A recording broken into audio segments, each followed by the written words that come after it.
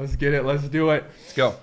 All right, guys. I think we're here. We're live. Brand new Poker Live podcast. Big Poppy, Join Room 1, and you are not going to want to miss this. Welcome to my poker podcast, episode number 576. My name is Joe Ingram. We're here in GTO headquarters, Las Vegas, Nevada, right now. And we're in studio. As you can see, we have a guest with us right now, and this guy might look very familiar to you if you are a regular on the YouTube poker streets, because this guy right here has one of the top poker vlogs in the entire world right now. Over 180,000 subscribers, over 30-some million views on his videos. He's uploading videos on a regular, consistent basis now for the past 3.2-ish years. And listen, man, I think him and Andrew Nemi, they're doing great things with the MeetUp games all around the United States. They're getting hundreds of players to come out to these things. I hear about these guys all the time when I go play. You always hear Brad's name. You hear Andrew's name. It's great to have him on the show, on the podcast. Finally, we got Mr. Brad Owen in the house. People's Choice Award 2018 GPI Award winner. Jesus, man, you're really running down the whole thing here. I was basic. I mean, I'm fucking hyped. I'm hyped. This is must-see shit. This is like Let's go. This is like the title says. Nice to have you in the studio, buddy. I mean, it's nice to have you on, brother. I mean, obviously, you know, we've talked a bunch outside the podcast, but never really the official podcast kind of went down between us, man. So it's very nice to have you on. I know that you mentioned you watched a podcast before in the past, and you know, I think it's always cool to like have people on who have watched a pod before, and then they get to come on when they start doing great things in poker, which I think you're doing right now. So, man, it's really, really nice to kind of get to know more about you and learn about exactly how you got here and this type of personality that you bring to the table here. Thanks, man. Yeah, I was watching. I think since you had around like 20,000 subscribers, crazy. I don't know how many years ago that was. Do you know how many years ago that was? Oh man, that was like a couple years ago. I mean, it was before I started doing the YouTube stuff for sure. Mm-hmm. Maybe like a year or year and a half before I started. Probably like 2015. Right? Yeah.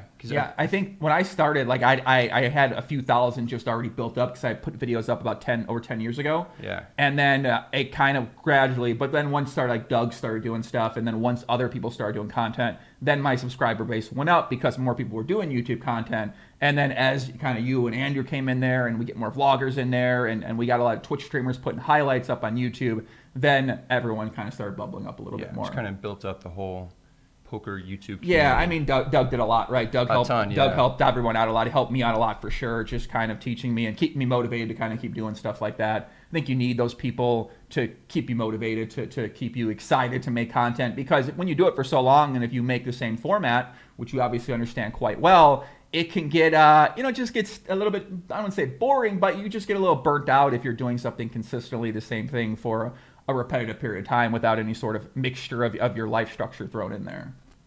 Agreed. So, I mean, you've been kind of doing the vlogs now for how long? Since December 2016, right now February 2020, so that's about 3 years and maybe about 2 months now. So yeah.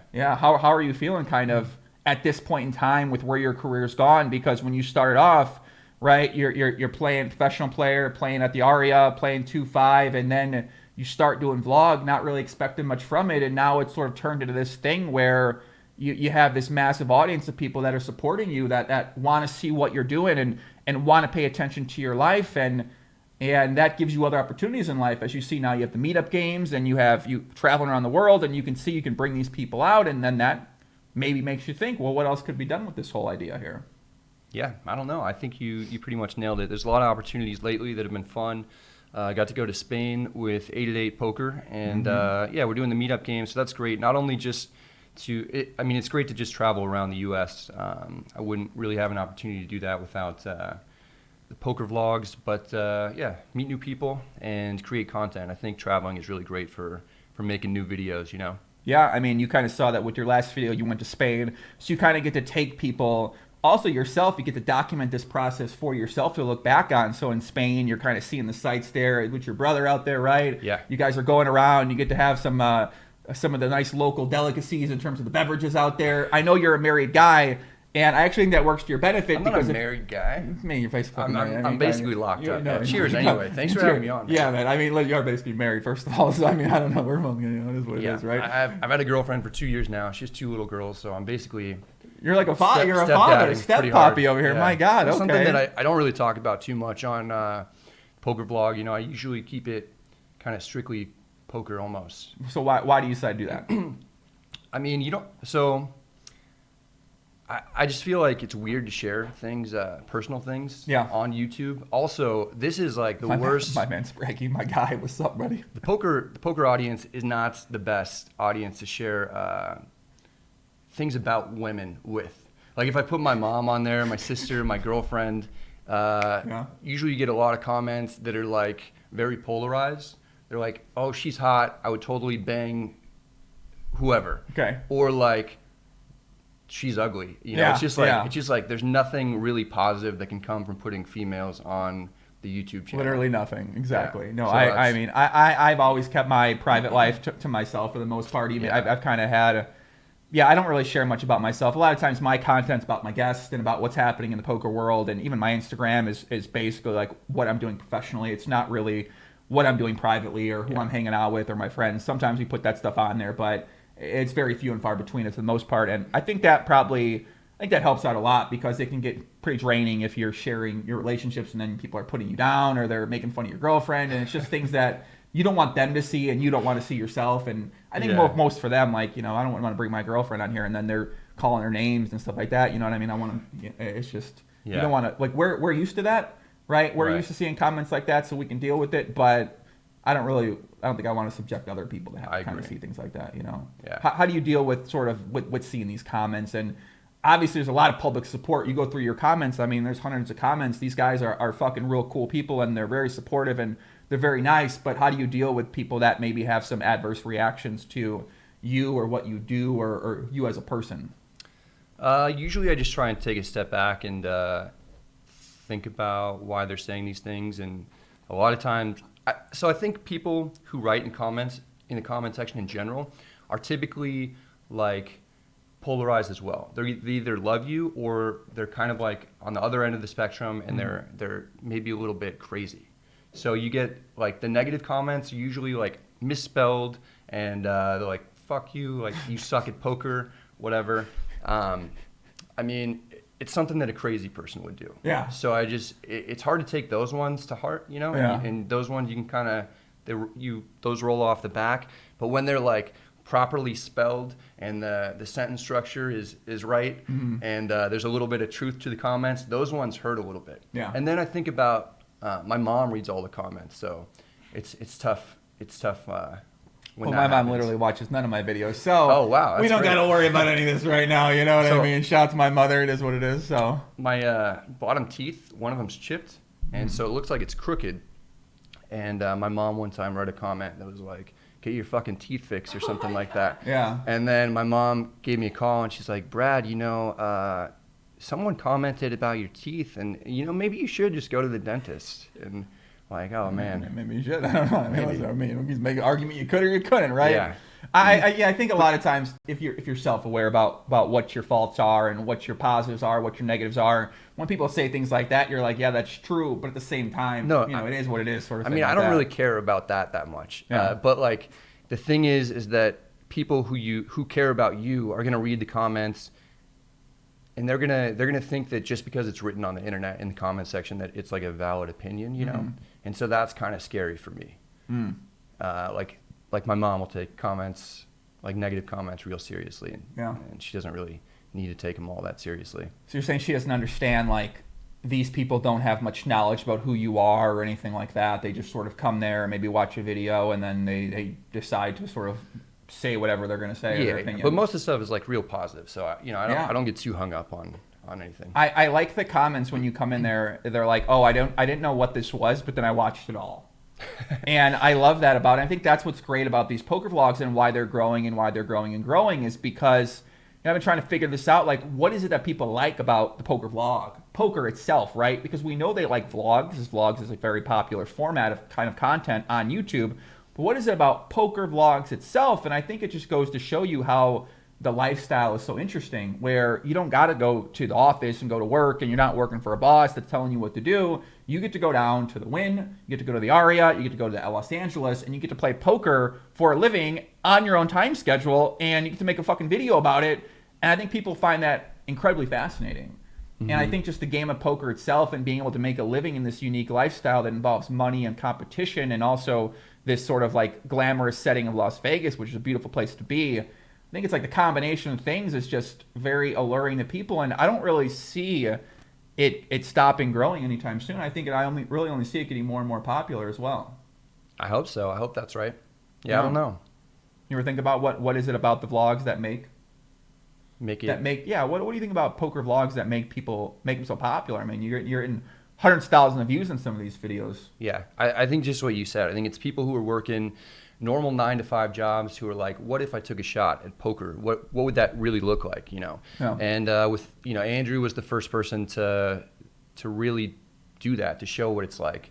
And so I jumped on board after seeing his. I just thought I had a different perspective, and people tune in. I think that also they get some insight as to what it's like to play poker from like a pro player's perspective. It's not like I'm crushing poker or anything, but I've read a lot of books. I've studied a lot through different training sites, and people get entertainment from it because I try to add some humor, and then they also get some knowledge, some education, I guess. Right, yeah. They get to learn as well, too. Yeah. So they get to see what their lifestyle is like. They get to learn a little bit about poker while also being entertained in the process. And they get to laugh a little bit, too, when you're telling jokes. And they get sort of that story vibe where you're battling against certain players at the table, maybe more than one hand. And they want to see, well, is Brad going to be able to take this guy down? Or the people that are against you are like, God, I hope this guy fucking gets Brad down. You know what I mean? So it could be something like that as well too. It kind of. I wonder how many anti-sweaters watch. I don't think it's that many. I think most can't people. Be that many. Why would they waste their time? There's like a million.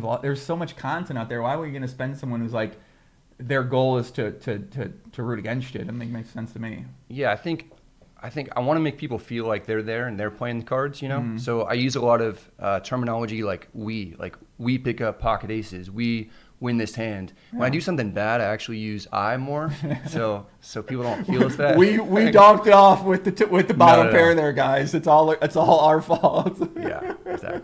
But I think it's cool because a lot of us can relate to that, man. I mean, everyone, people like to pretend that they're perfect poker players, but man, we've all made mistakes. We all make a lot of mistakes. We all make bad plays. We all misplay a hand. It's a very normal thing, and I think people see that the vloggers do that, and they're like, oh yeah, well, I mean, fuck, I did that same thing the other day, playing at the 1-2 game outside of Toledo or something like that. Yeah. So I think it's like that they can relate to what they've done. They've gone through it as well too, and they can commiserate with how it feels to be in that position. It's kind of difficult to do that. Sometimes I'll really mess up a hand, and like immediately after, be like, oh man, I'm gonna somehow have to explain this to everybody. Yeah. But yeah, like the less I want to put something on a YouTube video, I feel like the more important it is to do that. God, you're a psycho. I would never do that. When I think about that, I just don't put it on there.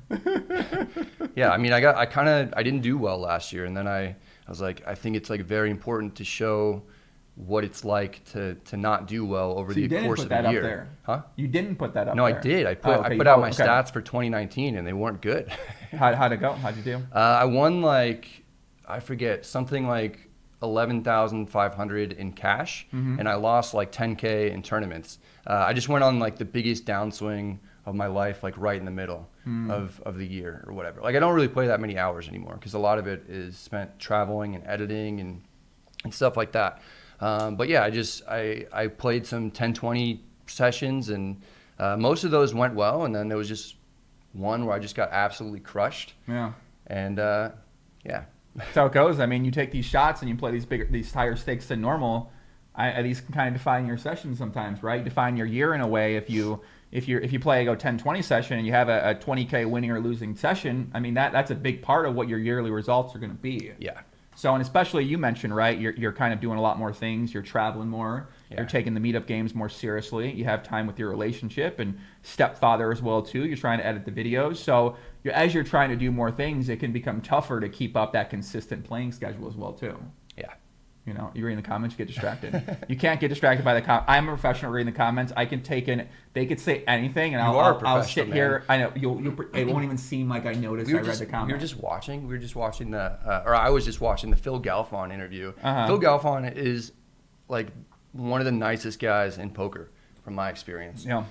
But I was watching that, and then I was seeing Joe Ingram in the chat, and I was like, how the hell is this happening? Like Joe's doing the interview and somehow magically chatting. Well, here's what happened is that people would notice because normally for my old podcast, you never could see me when the guest was talking, but now they can see me. So they notice that my eyes divert oftentimes to the chat or to my outline or to whatever. So then they start crying and get upset. So I'm like, okay, I have to do this where no one knows I'm looking at it and no one knows I'm typing. You've got a whole professional setup here. Although I'm not real happy with your attire today. What's wrong with? You dress up in a suit for Phil Galfond, and then you like Brad Owens here. We fucking put on a hoodie, not shower, and throw on a baseball cap. No, well, here's how that goes, right? So Phil Galfond lost $900,000. Yeah.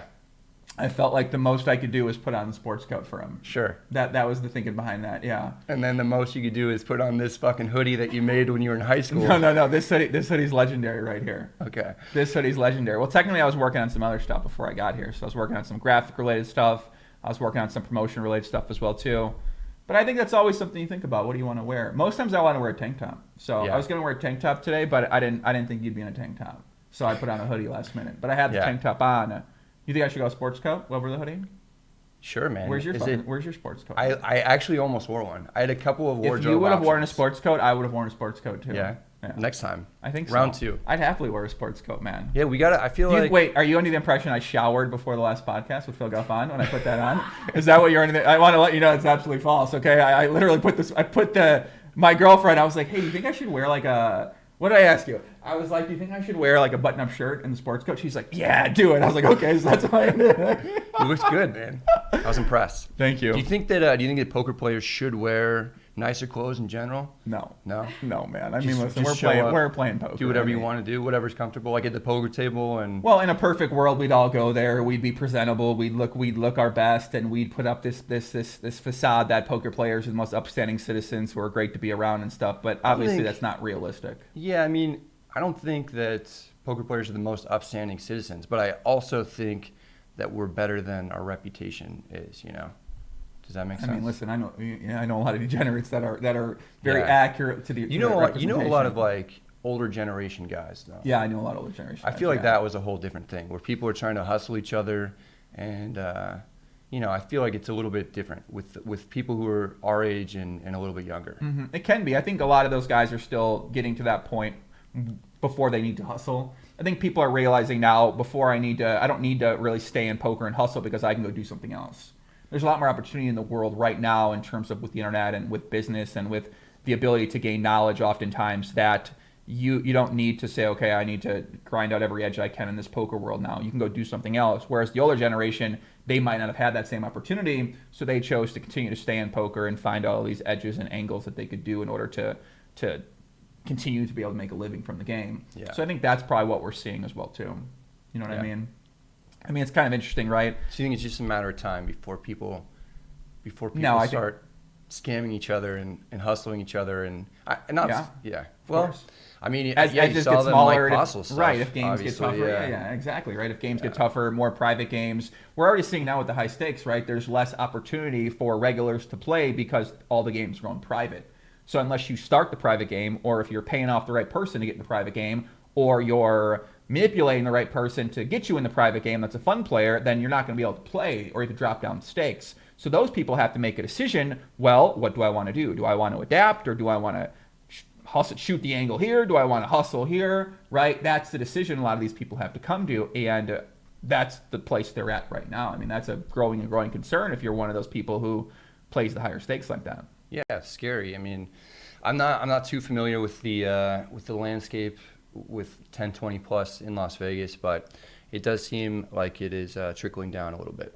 Yeah, so you're main the game, right? So I mean, your story is actually really inspiring. Because I was going with you the other day because I'm working on a vid about about you. Actually, it's a new format I'm trying out where I sort of like take a deep dive into a person's life, and I sort of talk about my impression of them before, my impression of them after, and sort of just break down what I've learned about them and what makes them successful and what makes them good at what they do. And I think for you, right, the reason why it seems like that you've had this success with the poker vlogging is that you've tried to become a professional poker player before in 2012.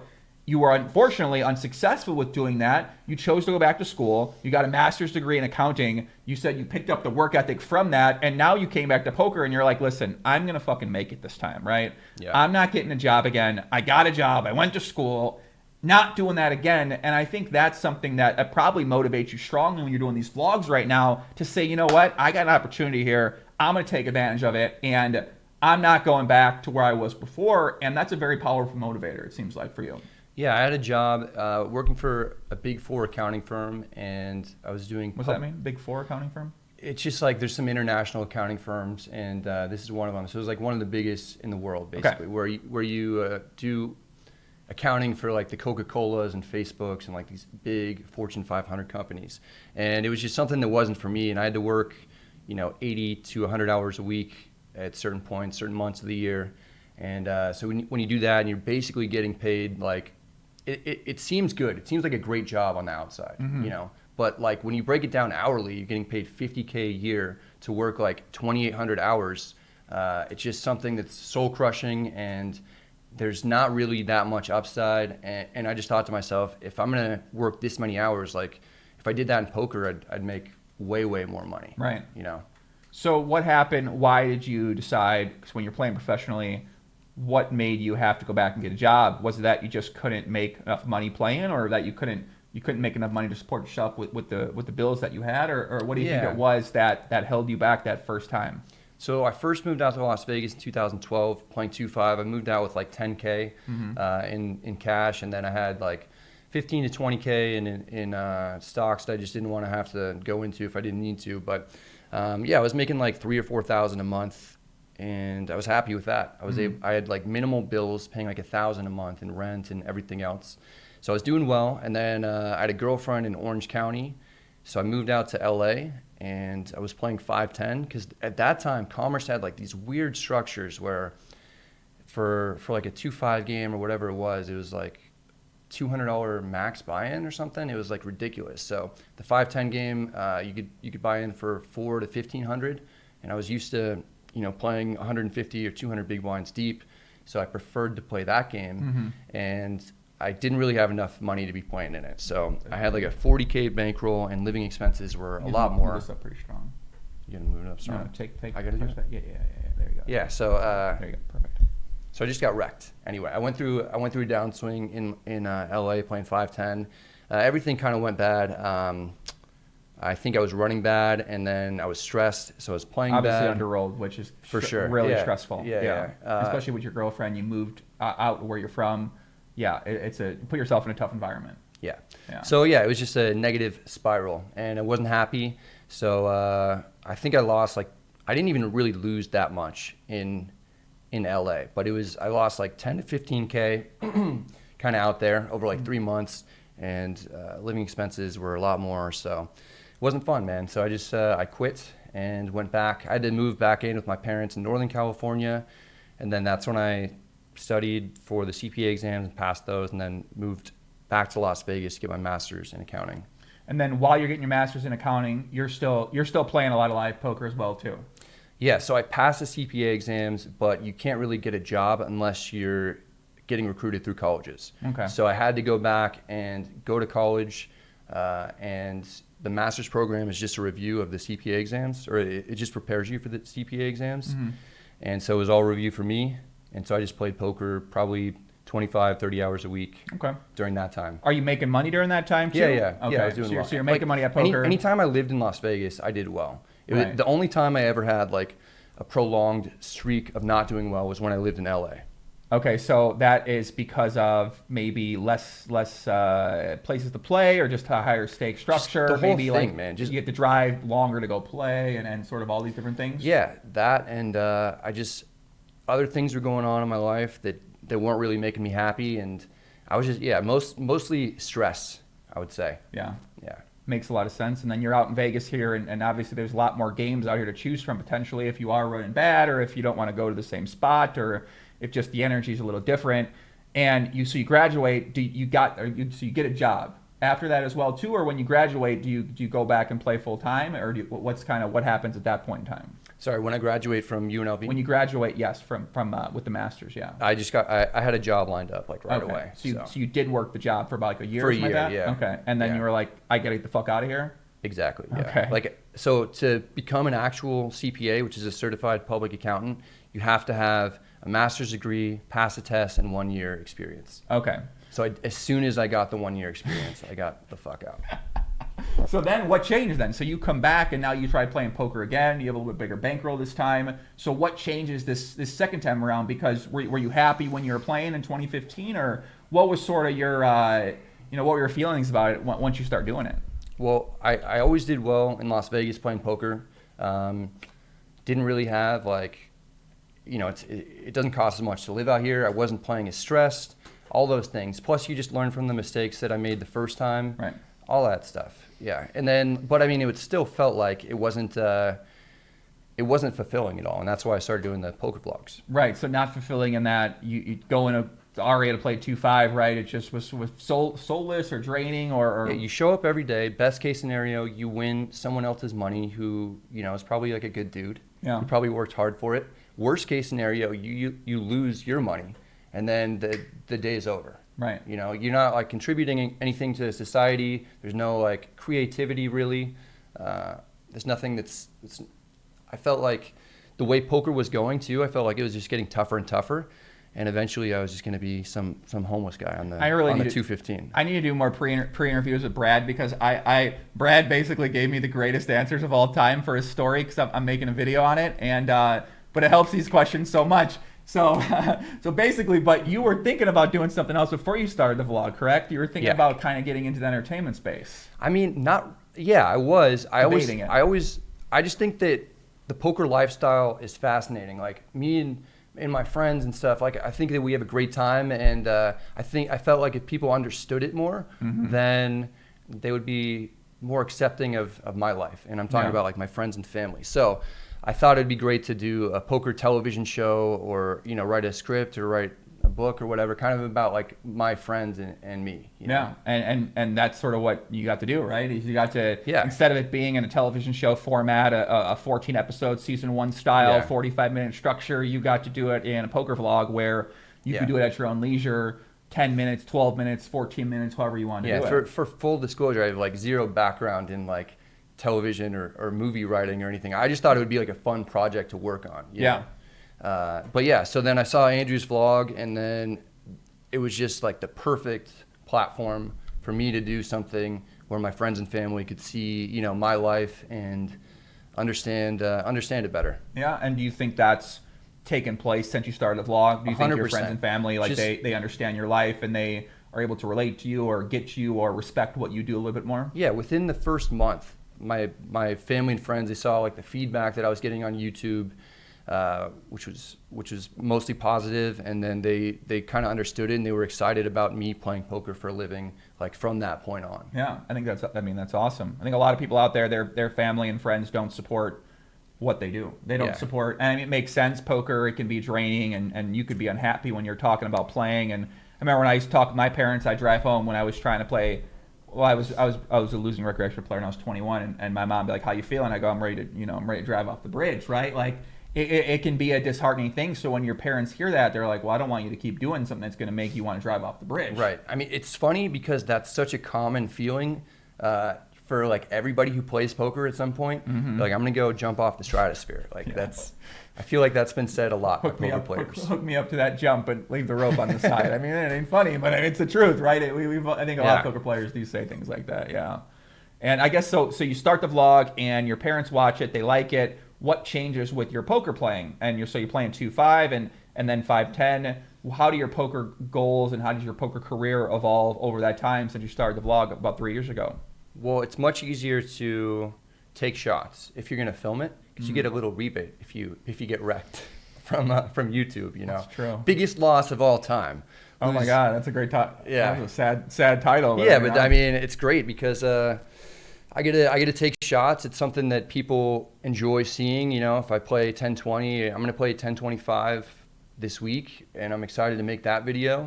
That my most viewed video is when I played 10-25, and it turned into 10-25-50, and I got stuck in the beginning. I clawed my way out, and booked a small win. But it's just fun to see pots that are from the start, in the hundreds or thousands of dollar pots. Right. And that was something that kind of grew my channel a lot. It was just taking a shot in that game and videoing it. So Leo says. That was the most inspiring shit I've ever heard, that we all want to die sometimes. And I think that's very true, right? Even people that are when you're poker space, right? Even when people are having success or they've had success for years or they're doing things very well, people still all go through that sort of moment. And they go through that feeling. Now, maybe the best players don't and the robots don't, and maybe these people with excellent emotion control, like Phil Galfond said he never slammed a desk before. Yeah, that was crazy. You know, first of all, I want fucking proof. Second of all, like, we've all slammed the desk before, right? Yeah. Now, you can't do it at the casino, though. Well, I guess you can. You can go, fuck! Oh, yeah. I have a something like that, right? Yeah, I had a cut on my hand for a long time because I slammed my fist so hard and it hit a chip and it sliced my hand open. That was like 5 years ago. You're like, yeah, I better not do that again. We all like break a mouse or a desk, and we're like, that was the most upset I've ever been at a poker table. That was the end of a downswing for me.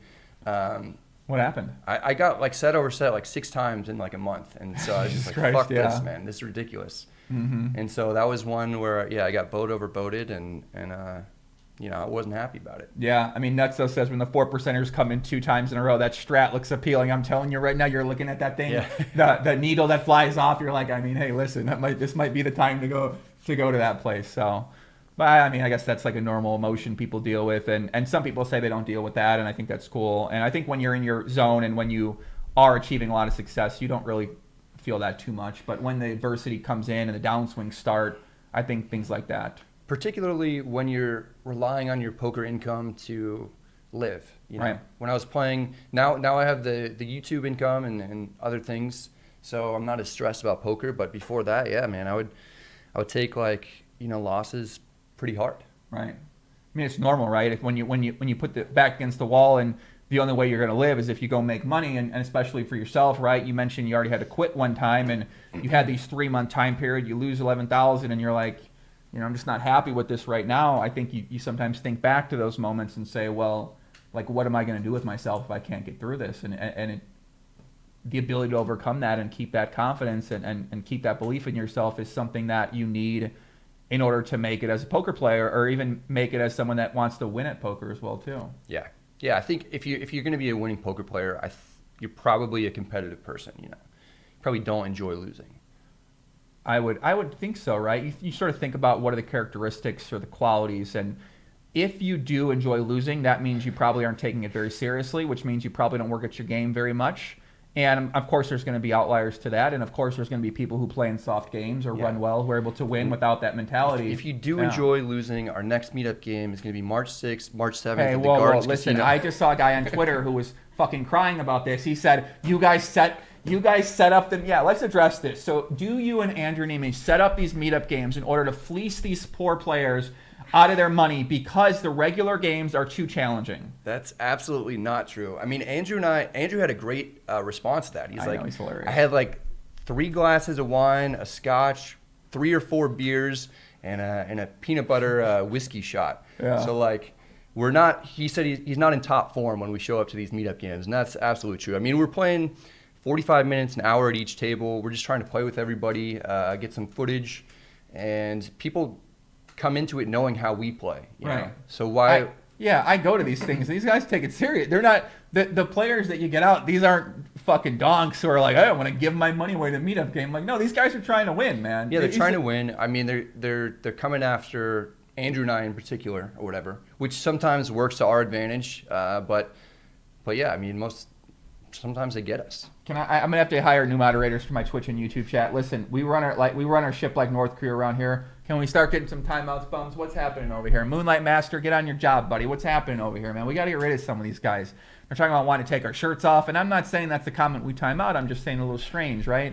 Is that a comment you get a lot? People want you to take your shirts off in the vlogs? I mean, but I've been working out a little bit, So you're ready to start taking. I've been working out for this podcast just in case we get some comments about taking our shirts off. This is I guess, okay, meetup games. Get into meetup games now. So you guys have been doing these for a while. I mean, some of these, right, you're getting hundreds of players to come play. You're getting 20-plus tables, and it's only growing, and it seems like something that people really, really enjoy doing, and they get to come together. Everyone's fans of you guys. They get to bond over that. They get to play poker with other people who they know are similar to them. Everyone's in jovial spirits when they go, for the most part. So these seem like one of the best things going on in poker right now. These meetup games, and I'm telling you, I really love these things. Yeah, it's pretty sweet, man. We got a pretty sweet gig. So yeah, we just invite the YouTube viewers out. If you guys aren't familiar, Andrew Nemi and I, we make YouTube videos. We invite the viewers to come play with us. Usually, we're doing a lot of travel. It's not so much in Las Vegas anymore. We have a lot of drinks. Insert some bomb pots. It keeps falling down. I don't know what what's going on here? I don't use this one for guests, man. I'm telling you right now. If Phil Galfond was here, this mic would stay if exactly Phil Galfond where was here, he'd be picking it up more often too. Don't worry. But yeah, it's mainly focused just on having a good time. Yeah. Yeah. And do you feel like that happens? You guys go there, you have a good time? Everyone has a good time there? We just got back from MGM Springfield yesterday, and it was great. We had 14 tables. We would have had more, but the room was filled, man. So what do they do? What happens when it's full? Like they just gotta wait there? That sounds terrible. It does. Yeah, I mean, that's sad. I'm sorry, guys. They go there and they just sit there and do nothing, or what? The first day, yeah. I mean, Andrew and I walk around. We try to be good hosts and say hello to people if they're just walking around. Maybe they get into another game that they like a 1-2 game or something while they wait for a 2-5 game. Mm-hmm. But we do have drinks with everybody after. We go to the bar usually around like 11:30 or midnight and talk about poker or anything else. It sounds like a lot of fun. They get to come up to you. Yeah, and you've been to a couple meetup Yeah, games. they're fun, man. I mean, people are always sometimes you say you're gonna go and then you don't. Like I don't play Hold'em, that's why. You said you were gonna go to my 30th birthday. You didn't show up. I remember. I was definitely at home pretty high during that happened. No doubt about it, man. I mean, I think Shelby was out. Listen, man, I'm at home in my own world a lot, so I think that's actually something I'm trying to get better at in the future. Is just kind of leaving the house more. Not want to spend time at home with my girl, or I just like to study. That's probably my favorite thing to do. Yeah, man. It seems like you're in the zone these days. You've got the whole. There. People can't see this, but can we show this? No. I can't show this. No. Okay. I don't like to put that out there. There's a whole board over here with. My girl made that. Shout out to my girlfriend. With Joe Ingram's what he's gonna do. One of them says crush poker. One of them says biology. I don't know what the hell that means. I love biology. I love studying biology. So it's just stuff you're gonna focus on. Yeah, it's all my okay. Those are the only two I'll read. Yeah, it's okay. Like the manifestation, the vision, sort of goals you have, or things you want to accomplish, or things you want to learn. So I think I've always set very high ambitions for myself. I've always been someone who's wanted to try to be the best at what I try to do, whether it's just against myself or a better version of myself. And I'm not always focused because I'm very distracted oftentimes, living in Vegas, and I love getting out of line. And I've worked really hard throughout my 20s, so I like to enjoy my time these past few years. But I think now we're getting back to business, man. Getting back working. I see a lot of things I want to achieve in terms of helping to grow the game of poker and improve my content and help other people out that I like as well too. Help them grow, help them achieve what they want to achieve. And it's kind of what I'm doing right now, man. Just trying to. Is it a vision board? I don't know. Listen, my girlfriend made it. You guys got a fucking problem with it, man. We'll take it up. All right. Let's take this outside, okay? Shout out to my girl. I'm sorry your girls aren't making you vision boards, right? Baby, they're knocking your vision board. Are you trolling me right now? You think I would have drawn that up? I mean, I can't have handwriting like that. So, but yeah, man, I think I'm a big fan of things like that. So, do you believe in stuff like that? Do you believe in the idea of manifestation? You repeatedly saying these things to yourself in order for you to change your actions or what you're doing with your life or with yourself? Yeah. I think it's good to have stuff to write out certain things. I'm a fan of writing out goals, and I sort of. Yeah. I sort of did it recently within the last 4 or 5 months where I wrote out certain things I want to do, and What are those things? Like in poker or in life? Yeah, poker and or life. Yeah. In poker, I don't really have that many goals in poker, to be honest. Right. I think it'd be great to build up the Hendon mob a little bit, because that's what everybody looks at, which is frustrating for me as a primarily cash game player, where they just go straight to the Hendon mob. I have 15,000 in tournament earnings on there, or winnings. So not too many with that. I mean, it'd be great to get better. It'd be great to be playing 10, 20 on a regular basis. I think that would be nice. But things are going great right now, so I don't really see the need to change too much. You know? But in life, I want to get married and have kids, and I think that's something that's important to me. I think if I was 70 and I didn't have kids, I think I would look back on it and regret it, But the idea of having a 1-year-old seems terrible, in current time. Does that make sense? Why is that? Just well, for one thing, with all the travel and editing, I just think it'd be a tough task to add to my plate right now. Yeah, I think that it makes sense, right? If you say, okay, well, if I include a kid in my lifestyle, how would my lifestyle change? But I'm sure that you'd figure out ways to adapt over time and as well. And also, you might want to say, well, I want to be more established with my business and with how I'm making my money and want to know that that's the way I'm going to be able to do things for the foreseeable future. Because if you need to restructure your life, you probably want to have more freedom to do that versus having something in your life that you need to be around 24/7 is just going to limit the opportunity that you're going to have in order to structure your life how you might want to have it. Yeah. So I can see that being challenging too. This is as happy as I've been with my professional career, So I just don't want to throw a wrench in that. Well, I think one big thing from talking with you is that I can tell you're very you care about family, right? Yeah, you talked about, why'd you want to start the vlog? Well, it's to show your friends and family what you do and to make them proud and to not make them worried about you or make you think that you made a wrong decision when choosing poker over choosing an accountant job that you went to fucking school for. Yeah. And they already saw you fail. You had to move back in with them. So they were with you and supported you during this downtime. And now you say, oh, I want to do it again. And they're worried. So you want to do that and you want to support them. And obviously, from talking with you, clearly the girlfriend, clearly that family aspect is very important to you too. And it's a huge motivator and a huge drive for you. And I think that a lot of people out there can relate to that, man. You know what I mean? That's something that a lot of people care about is they want to have that person in their life that they can be with. They want to have their children. They want to have their friends and family around them and be able to support them and be able to be a good inspiration for those people that look at you and they sort of say, what do I take away from this type of guy? Yeah. You're great to have around, man. I feel like you nailed it. Me? Yeah. Here's what happened, right? I'm telling you. So I was putting together a video on Brad, right? So I'm like, all right. I asked Andrew some questions. Shout out to Andrew, gave me some good stuff too. And that we'll hold back for another time. Oh man, what did Andrew say? I didn't know that you went that far in the research. Jesus. Well, you ideally, must have said some weird things. Ideally, you seem excited. Well, ideally, this. I would talk to your mother. I would talk to your girlfriend. Funny. I would talk to everybody you know. Yeah. That's what I'm going to do in the future. Is kind of content I really want to do. I just want to get into like I did this for Phil actually. I talked with his mom. I talked with Farrah. So Farrah's interesting, man. She's Farrah fucking Galfond, in the trenches with Phil on Twitter. I know. I love it. It's very Galfond battling with the trolls. Phil's hilarious because trolls will talk to him and then he'll write out things where it doesn't seem like he's affected by it emotionally at all. Mm-hmm. He people will be like, you suck, and he's like, you should go back to Bobby's room. And he's like, well, actually, I didn't really do well at Bobby's room. Yeah. And then Farrah will just be like, go fuck yourself. It's true. She will say that. Yeah. She's like, Phil, this guy blocked me because I probably said go fuck yourself earlier. Yeah. Can you please tell him to go fuck himself right now? Yeah, her Twitter game. Great. Her Twitter game's. I wish my girlfriend had my back that much. You think she's watching right now? You think she'd be in the Twitter streets with you? I don't know. No, she wouldn't be. But I think Farrah's used to it because she was an actress for so long, so she was used to dealing with criticism, positive. That's how negative. She deals with criticism. She tells people to go fuck themselves. It's actually common outside of poker. Yes, very common. That's funny, man. It's actually more uncommon to just say fuck it. Yeah, it seems like there are two schools of thought, and I think that.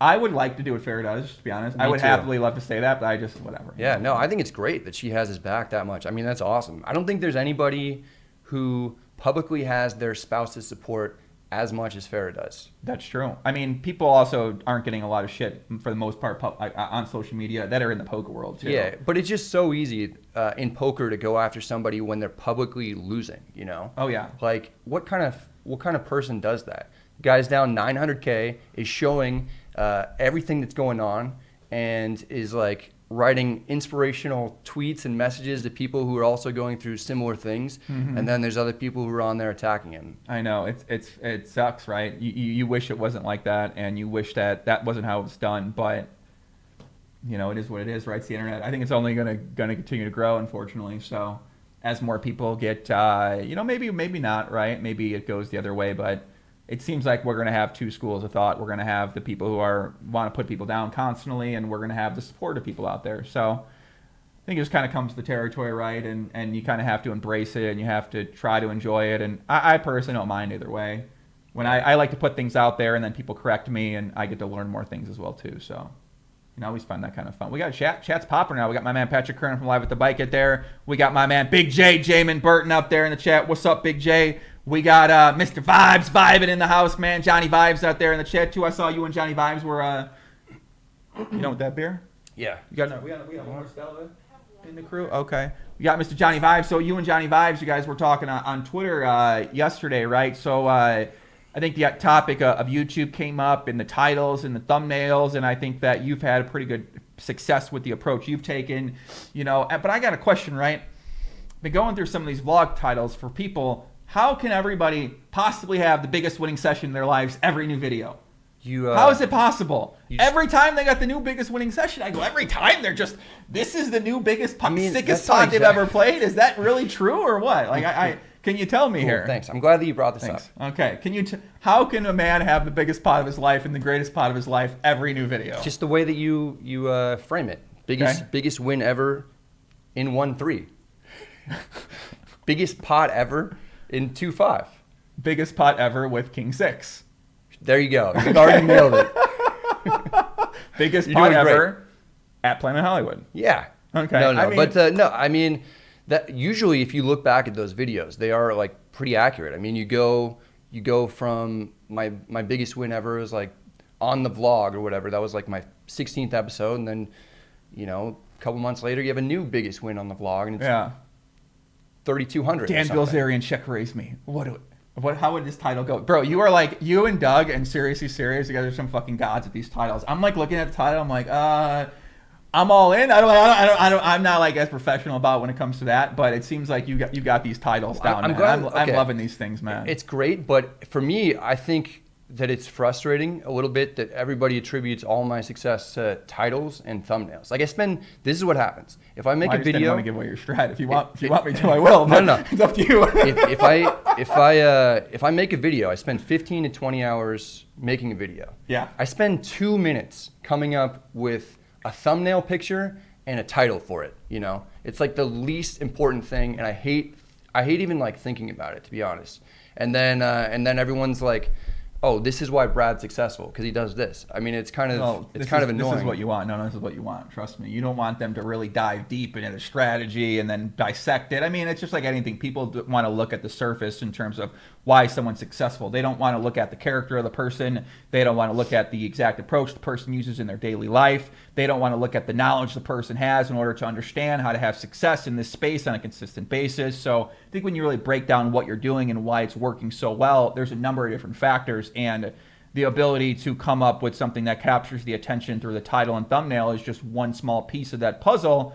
And there's a number of different things that come into it, though. Yeah. But I think the uneducated person who isn't thinking that deeply about it, of course, they're gonna run with that idea when other people sort of they put that idea out there in the world, and they say, oh, well, of course that's why. But I think anyone that understands what's happening, which may not be many people, bang bang, but I think they understand that there's a lot more that goes into it, and it's not just as simple as these things as well, too. Yeah, I agree. When me and Doug are doing our dissection of things, I think when you guys are in the YouTube I think there's a lot of other factors that go into exactly what makes someone successful and what makes these things. But I mean, as you said, right? What you're saying is accurate, though. It's what's really happening. Like you ain't making up these chip stacks. These ain't fake chips, and the hands ain't fake. Like you're going there, you're going through, you're playing the hands, you're running through them. Do you get to record every table? I don't get it. So they let you see the cards at every. How does that work? What do you mean? When you're recording with the camera and you pick and you lift the cards up, like how does that work? You just put the camera right there, and then it just shows the card. I really don't know how it works. I never really tried to do it. You know how cameras work, Joey? No, I'm saying they just let you have a fucking camera at the table. I use my phone, so I use the camera phone. No one says anything then. Well, so that's why the MeetUp games are great, because we get permission to film at the MeetUp games. Okay, but when you go to like a regular casino, you can't do it then. Like the Wynn, unless we have the Wynn, you can't. So there's certain properties and certain companies that don't allow us to do what we're doing, so we avoid those. Okay, so you're just gonna go. Aria let you do it? Aria will now. Okay. But shout out Sean. Yeah, Sean McCormick is now open to it. But yeah, I mean, it just makes more sense for us to do it at the MeetUp games. That makes sense. Yeah. I mean, I think with the MeetUp games, it's like people want to be on the vlogs, which is great. You know. So and then we get the permission beforehand. We put a sign out that says filming in progress. Mm-hmm. Yeah. Do they try to like go after you extra hard at the MeetUp games? Like, are they gunning for you? Are they 3-betting you light? Are their frequencies a little off kilter? Certain people, they'll they'll bluff more and they'll call more. I would to get on the flop. I would kick them out. No, it's if they made, I'd kick them out of the fucking game. Yeah. They do a play like that. If I saw them making out of line, I'd get the fuck out of here. You're done. You're done, kid. 10-4 offsuit. What are you, Garrett Adelstein? What is this, live at the bike and you're playing against Andy? What a psychopath that guy is. I mean, my God, you watch this guy play, Garrett Adelstein? Yeah. You imagine playing with this guy? You ever played with this guy before? Yeah, I don't want to play with This guy's a fucking psychopath. He's 700 big blinds deep. He's like, I'm putting him with 10 high. I mean, whatever. Is that a recent one? I saw one where you got like set over set or something recently. That hand's crazy. I haven't actually seen the hand, but I saw the title for it. That hand's sick. All right, let me just run the hand. I mean, I've been loving watching these guys battle, man. I mean, you gotta have respect for these guys who aren't playing this optimal style, who are really mixing it up, man. But you see that? You didn't see the hand? Jack No, versus King. Oh, I got to tell you the hand. Okay, so Garrett opens. Smiley, who I'm assuming is a recreational player. Garrett opens middle position. Smiley flats cut off. Andy 3-bets button, pocket kings. Garrett 4-bets, pocket jacks. Andy just calls. Flop king jack 4, something like that. Garrett bets 1/3 pot. Andy just calls. Turns the queen, right? So both players could have ace 10 there potentially as well too. Okay. So king, queen, jack 4. Garrett bets that third pot again. Andy just calls again. Rivers the queen. So they're about 350 big blinds deep, 100, 200 here. So king, queen, queen, jack 4. Garrett bets about 30K, which is like pot's about 65K or something like that, leaving himself about 20-some thousand behind. Andy shove, and Garrett folds. So he folds for about 25K more, even with all that money in the pot. People are impressed with the fold. I mean, they're impressed with just the hand in general, right? I mean, it's a beautiful hand, right? I mean, that's a lot of people play it so differently, right? Some people are going to 5-bet kings there pre-flop. Some people are not going to have the discipline to just call the flop and then just call the turn with top set there because they're going to be scared something might come off. So just getting to see how these two players who have this deep dynamic and this history battle with each other, I think is just incredibly fascinating for people out there. And plus we get to know the guys as well too. So I think that's great about poker. I mean, I think that's why people like watching you battle and you play as well too, right? They know you and they get to see you play. And if they see you play against someone else that they know, they feel more invested in the hand and get more excited about it. Yeah, I think so. Think so? Do you and Andrew ever battle at all or anything like that? We're rarely at the same table at the MeetUp games.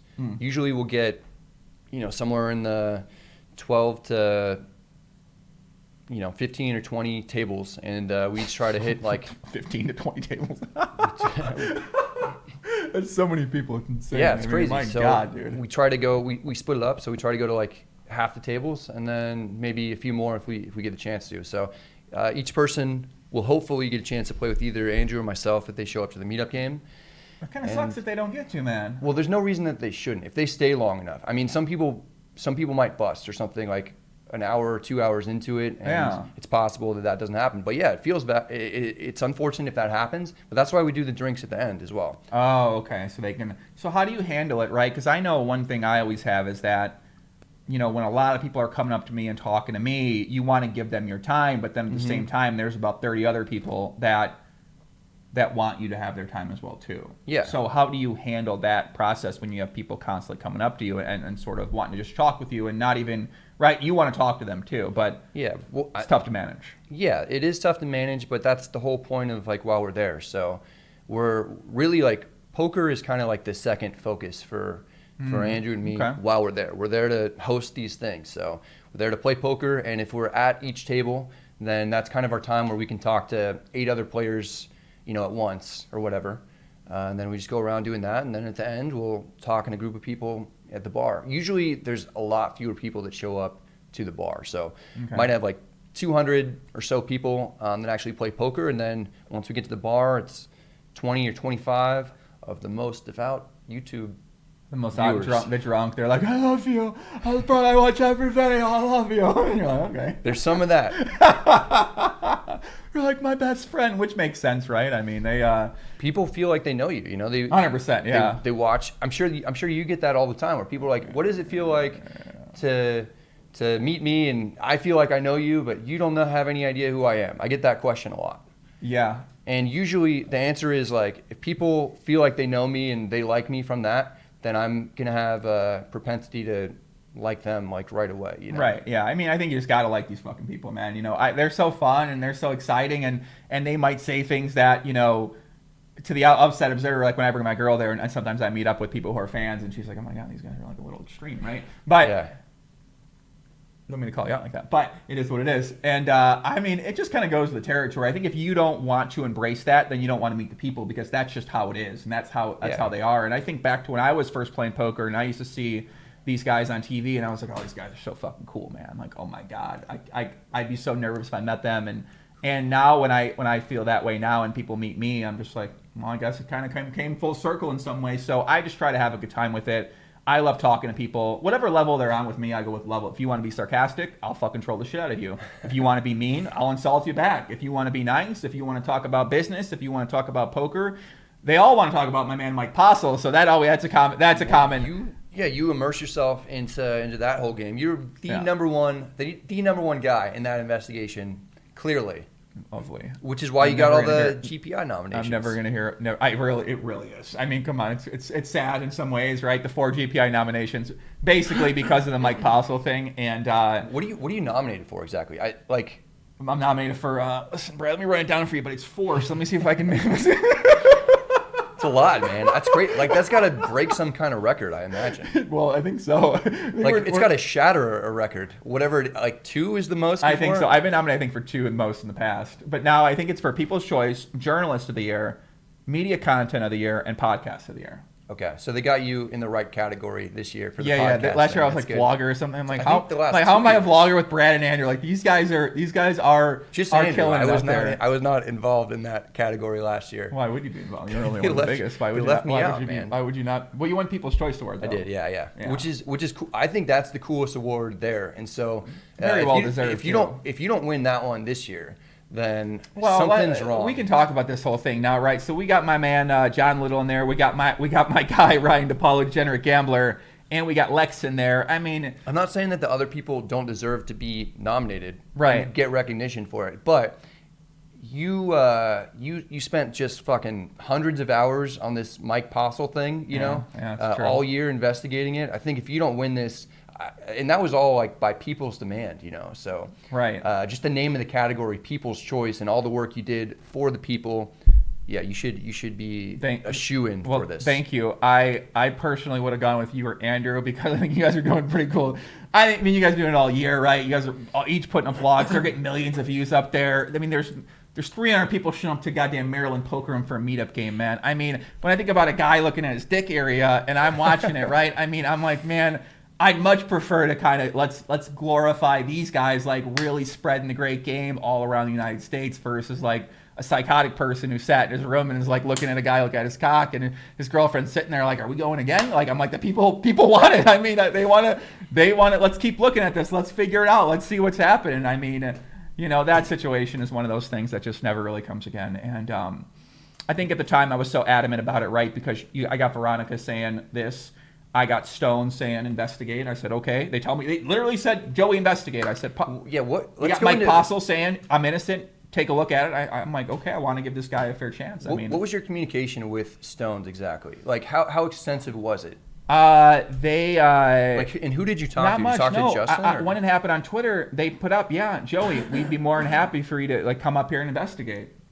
So, I mean, I'm not the right guy. They invited you to come out there and investigate? Did you go out there and investigate? No, I just started doing it. I was like, well, let me take a look at the content online. Yeah. So they invited me to. Mike Postle said, it sucks. I'm innocent, right? He said he has a lot of respect for me and fan of mine. And I'm like, well, this guy seems like a nice fucking guy. I mean, maybe they got this wrong. I mean, they're calling this guy, they're saying this guy's cheating. I mean, let's watch what's happening. Maybe he's not. I mean, maybe he's not, but he's a god. I've had a few experiences with people who have embezzled money from like a company that I worked for, and like embezzled money from my family, and they're always like the nicest people. They always seem like super nice, like you would never ever expect them to. Is that a con? Yeah, I know why I've never. Like, how are you going to be successful at it if people suspect that you're going to do that shit? Like, people are going to have their eye outs for you, Makes sense, yeah. Yeah. So if you're really gonna like do well and take a $250,000 out of a game that's like 1-3 and 5-5 or whatever it is, you have to go under the radar for a long time. Well, it's very interesting because everything I hear about him from people that knew him said like, oh, he's this super nice person, great friend, great guy, very nice and stuff like that. So that's why people were surprised to hear these allegations sort of came up. So I don't know, I find it all kind of fascinating here. We got someone on Twitch saying, how do you only have 111 viewers on Twitch? I literally never stream on Twitch. I never announce it. I mainly stream on YouTube. YouTube is my main platform. I just go on Twitch just because it's on the Restream platform, but I've never really streamed on here. Never really tried to build the audience on there. I think there's a lot of great people on Twitch who are consistently working hard that deserve support. So I just kind of pop on there, but YouTube's mainly my main platform. Just like Brad, YouTube's his main platform too for his vlogs. And I guess, we can talk about the YouTube.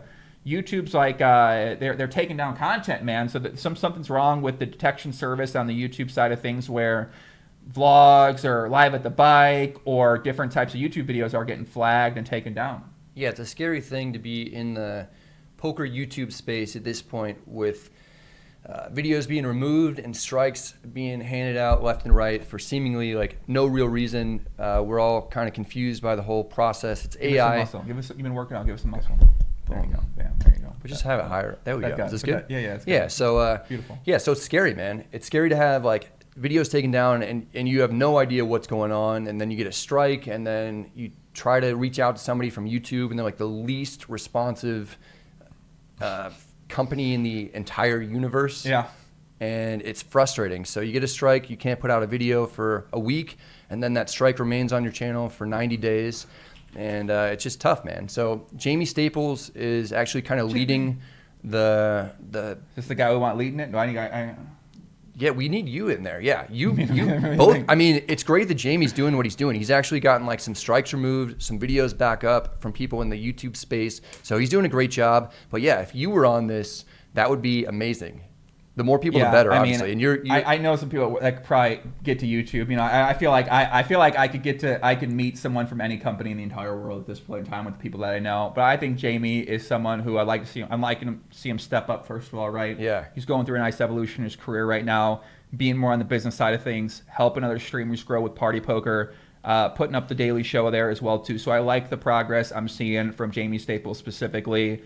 And I feel like he's continuing to become more of an asset to our community, which I'm really enjoying. So I do want to give him a big shout out for stepping up here and at least trying to put something together and organize something together. Yeah, I mean, he's done a lot. You got to give the guy some credit here. There's always room for improvement on that side, and people who can advocate, other people in the poker community, and you'd be like the perfect guy for that. Yeah, I mean, we did on the investigation. To be honest, though, Brad, if they start taking my stuff down, that's when you get fired up. I go mainstream. I already have my mainstream. Oh yeah, you got a backup plan. I have my mainstream YouTube strategy. I think I can build one of the biggest channels, in the world. For sure. Why are we holding off on that? I love poker. I love poker. No, I got some stories I still want to tell. Well, this is interesting because you have 23 million views or something on that MMA. They just age restricted that bad boy. Did they? It's dead now. What? It's dying. It's got fights. It was getting about 800,000 a month, and now it's getting 10K every 2 days. Rough life, man. I know, but it got 22 million views. So I know you can. But I mean, I don't want to too much strat here, but you can recreate that same thing in any genre. Assuming you have. You can. I can. Well, you've got that skill set. I'm a professional. You've got the magic in you. It turns out, Brad, when you edit all your own videos for all the years and you try out different forms of content, which is something that I know people are always scared to do, because when you think about what makes a successful YouTube channel, it's oftentimes the consistency, right? Yeah, I guess. Well, I mean, I think it does. I think so. If you study a lot of the top channels out there, they're putting up the same consistent content on a regular basis for a prolonged period of time. My strategy is a bit different because I have long-form podcast. I have some videos about me. I have some news videos. Do it all. You're like a renaissance man on YouTube. Right, but the reason why I do that is because I like to learn how different formats work and operate and what works with different formats. And that way, when I start some type of business, if I ever want to in the future, where I help other people out in terms of with their content or channel or marketing or advertising or business, I'll be able to give them different types of formats, not just you have to do this or do that or do that. And I'll actually have hands-on experience with crafting each of those things to make them successful. So, and plus, I like covering the news and I like covering what happens as well, too. Why do I look like a giant compared to Brad? I put my chair down. Closer to the camera. Yeah, I think I might be closer to the camera, too. We're about... There we go. How tall are you? 6'3". 6'3"? 6'2", 6'3". You're a little taller than me, yeah. We've got these tall... Everyone thinks I'm a midget. You're definitely not a midget. No. No. Brad's not a midget. I'm a tall guy. No, he's definitely a tall guy, man. But yeah, I appreciate all the comments out. We got a lot of people tuning in on YouTube. A lot of good comments out there. I saw the trolling kind of comments kind of stopped, which was nice. I kept talking about wanting to take our shirts off and stuff like that. I mean, I see those aren't even trolling comments. It's you think just they're people serious? they're serious. They would love us to take our. Should we just take our? Not gonna do that. Shirt up. Patrick said Joey hired Seriously Serious to have 1 million subs. I debate that. If I was outside of poker, I probably would too. But yeah, I mean, I guess what's the future for you hold, Brad? Are we sticking with the vlogs and we got more meetup games? What can people look out for coming up here with you in 2020? 2020. Well, Andrew and I mean, we're really just like focused on the meetup games, going international with them. You know, the first step was really getting a solid meetup game that was going consistently in Las Vegas. Okay. From that, we branched out to other parts of the U.S. We have something going on at the Gardens Casino each month. So if you're in the LA area or want to go to the LA area, you can check us out there. But what that guy said he decided to take his shirt off instead. I'm like, okay. But yeah, so we're going international with this bad boy. We went to London, man. We did our biggest event ever in London. That was what was it? I don't know, a couple weeks ago. From there, I went to Spain. We're gonna maybe go to Liechtenstein, which I didn't even know was a country. Okay. It sounds like a made-up place. It sounds like. Hell? And then maybe go back to the UK at some point this year, and that's kind of it's pretty amazing that awesome, just from doing videos on YouTube, you kind of connect with people all over the world, and we've connected with enough people at this point to, host some poker events in different. Dude, awesome my man spots. Jeff Addo wants a meetup game in Paris. Can you imagine a nice Eiffel Tower trip and then playing some poker in a nice French casino? Meetup game out there, French style. I don't know what the poker landscape is out there, but that's awesome. Is that proper French? Absolutely. 79, right? I mean, come on, man. Je m'appelle Sébastien. You know what we're talking crushing about it. around here, man. French in high school? Or? Yeah? I don't know much, though. That's really all I know. All right. I didn't make it up. I bullshit it. I make my own fucking languages, right? It is what it is. So, I mean, they want you in Amsterdam. I mean, listen, sky's the limit, man. Because I'm hearing about casinos all over the world. There's communities all over the world. I think everyone watches the content, right? South America, Brazil, huge poker market down there. Australia. Boom, we're going. Are you going to go? I can put you in touch with someone. Sure. I can put you in touch with someone. So are you going to make an appearance in Brazil if we do a meetup game out there? No, man. I'm not going to Brazil. What are you talking about, man? Tripping out of here. My man, Luce Leon up in King's Casino, of course. He might bring you there, too. That's a Rosmodov? Rosmodov, yeah. Czech Republic, Prague, something. One of those two, right? Yeah. I mean, sky's the limit, right? But I guess as you start to... By the way, shout out to my man Landon. He's in the chat right now. He's in my creative group chat. We got a nice team in my creative group where we brainstorm things and talk some things as well. Landon's going to be the top known home player in the entire world if he keeps on track. So big shout out to Landon as well too. And always, man, that guy's always doing some good work, man. I like this fucking kid. Good, young up and coming kid. You got a creative group chat? You got a group chat? Creative group chat? You need a group, yeah. It's for the creative ideas. No, yeah, I got to do this. You just run an idea through there, and then the people your friends in the chat, they just tell you what they think. You've got a brain trust. A brain trust, yeah. I'm definitely the powering the brain trust as of now, but the guys all learn, right? So you give them ideas out there, right. They learn from it. You come up with all your own ideas for yourself for your videos? Oh yeah, my man Big Rich, by the way. Shout out to Big Richie, man. I don't think he works at XS anymore, nightclub here. But I always love seeing him when I'd go there and I'd be a little fucked up. So, my man Rich. At your peak OOL-ness, what was that like? Can you take us through that? I need a more specific question than that. So, how many nights a week would you be going out, and how late would you be staying up? I would stay awake till about 9 a.m. every day, and I'd be going out about 3 or 4 days a week. Jesus. Yeah. And you'd be night clubbing? After hours. You'd be showing up in your tank top, you're like, you're just out of it, right? I mean, there's a lot of people involved, right? Usually got a crew, usually got a few girls, a few guys in the crew that are usually all good time. Usually find your regular spots. You have like an after hours place, whether that's like a dark club or somebody's place or anything like that. And yeah. You got this whole thing.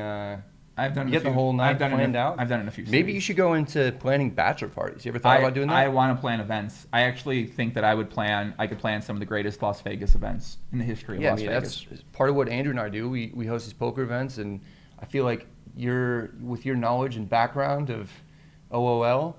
Yeah, you could set up some maybe pretty one sweet day. Bachelor parties. I mean, I think I can do a lot now, so I'm just trying to figure out what is it I want to do. I've been kind of running ideas through you and Andrew. I talked with Andrew yesterday about a really cool idea as well too. I just think that I think a lot of us that are in poker world, like we're good at poker and we're good at now content, right? But there's a lot of things that we struggle with that we can all get better at and work together as kind of a group to get better at those things. So that's sort of what I'm looking to do now. And I think that people want to diversify. They want to branch out. They want to build businesses. They want to support their families for the foreseeable future. So that's something I would like to do for myself and for other people versus having to be so focused on the hardcore, intense grind on a daily basis. So yeah, it makes sense. That's sort of where I'm steered more towards now. With I think there's a cap with what you can do in poker. Like that's why Doug is getting out of. From my understanding, that's why Doug is getting out of poker. I feel like he's done everything you can do in poker and been successful at it, and now he's on to bigger and better things. I don't know what those things are. I don't think. You know what, man? I don't know about that. I've been thinking about this a lot. I think the poker community is so special. I really is. It's amazing, man. The people are so supportive. It's an incredible game to play. I just you don't really see it if you don't like the community. It's different. But if you really enjoy the community, and if you enjoy the people that you meet, and you enjoy the people that you work with, and if you enjoy the friends that you have in the community, then it's such a beautiful place, man. And I think when I look at saying, do I want to leave? I go, well, then I abandoned my man Phil Galfond. He's trying to start a poker site. I told Phil I'd have his back since he started the site, right? Yeah. Now I'm going to quit. Like, you hold this down. You look like you're about to talk for about 3 minutes. No, I'm not. I'm really not. Quick. Okay, go. Like I'm really not. This is my first time by myself. I don't know what to do. Okay, let's get some shout outs in here, guys. Yeah. You can use this one. You can use this bathroom. Sure? Yeah, use that bathroom. Yeah, it's fine. Whatever, it's fine. No, it's not. Calm down. I can't tell you what my girlfriend calls it. The bathroom in my office in here.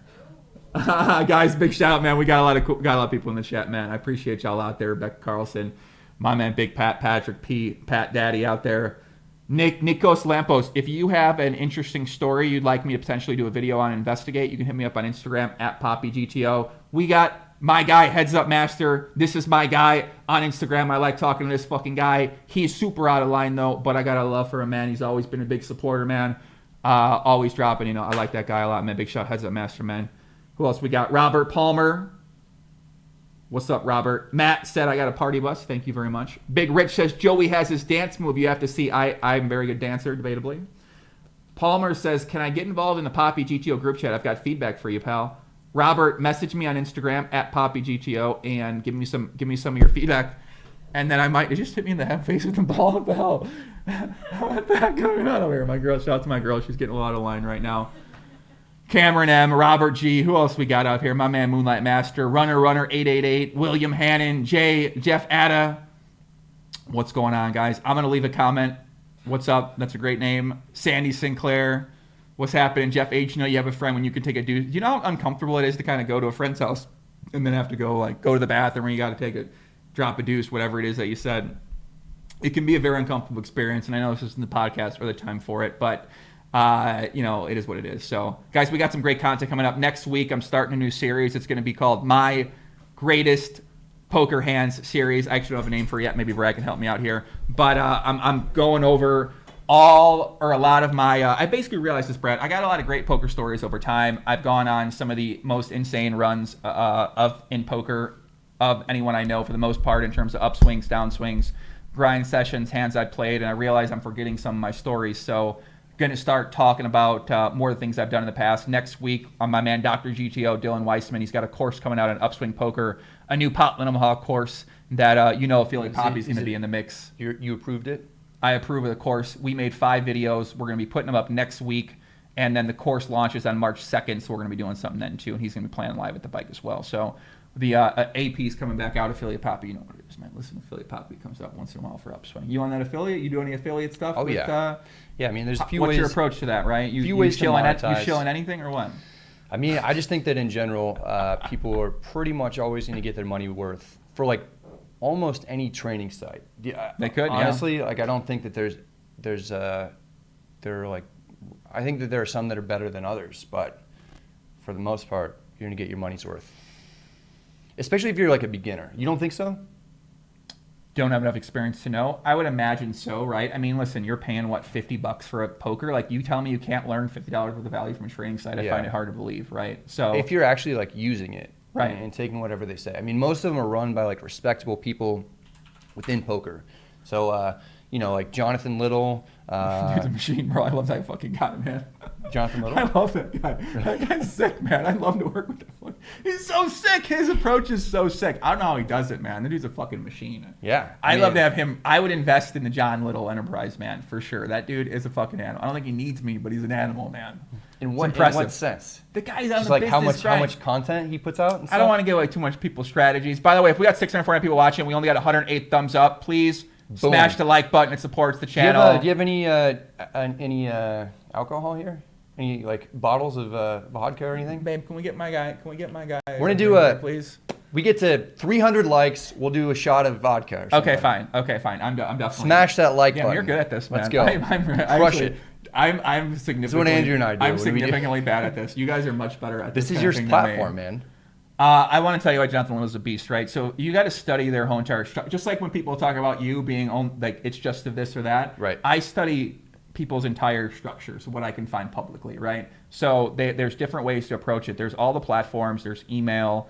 And there's website that they have YouTube content goes everywhere. So when you look at the consistency, the formulation of the content, the formulation of the copy, and the funnel that these people have in place, you can identify things that people are doing a lot better than others. Okay. So Upswing, why they're so successful is they do two things extremely better than anyone else, and that's what they focus on. John Little does a few things extremely well that I don't see many other companies doing as well too. So he's an animal, man. I mean, could he be doing different platforms more effective? Yes, but in terms of the overall approach to the strategy, it's very, very strong. Yeah, yeah. He's just a good guy in poker. And I feel like there's happy a to lot. have him. I feel like there's a lot of good people in poker, which is nice, actually. You know. There could be. I got to see if we get to. What do you mean there could be? Well, there's also a lot of people that are not good too. You know what I mean? So. Yeah, I don't know. We got 205, 100 more. We take that shot. 100 more likes, and then we just start chugging vodka. Yeah, we definitely start chugging vodka, man. You know, Rich Hunt up here said he liked my. He said the Renaissance Man Brad.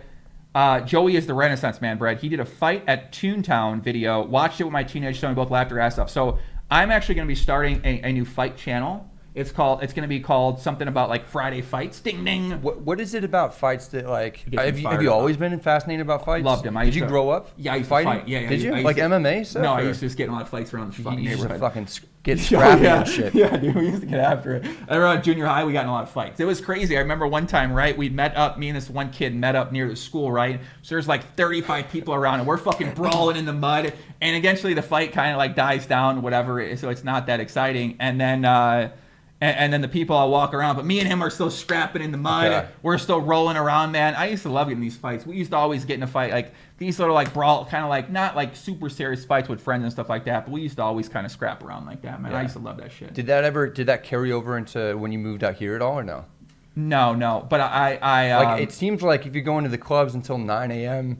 and drinking all night. I don't do things like that. No, That's good. I don't really get into that sort of thing like that. I think I'm good at diffusing situations if they happen to come up in that sort of nature too. So, no, I'm not like a big fighter. I don't want to fight random people. It's just like me and this guy had a fucking beef, so we got into some altercations back in the day. Guy sounds like a bitch. You fucked him up. He was cool. You fucked this kid up. I mean, it was like a neutral. We didn't know what we were doing. We're fucking idiots. We're like idiot teenagers that literally had no idea what we're doing, man. Yeah. So, but no, I think I'll probably do. Did you guys hug after?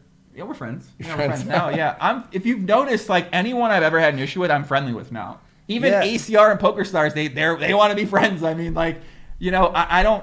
Of course they want to be friends. I mean, yeah, you're the number one person talking shit about them, and then if they become friends with you, that number one person's eliminated. That's a good point. You're right. They are manipulating me. Fuck, you're right.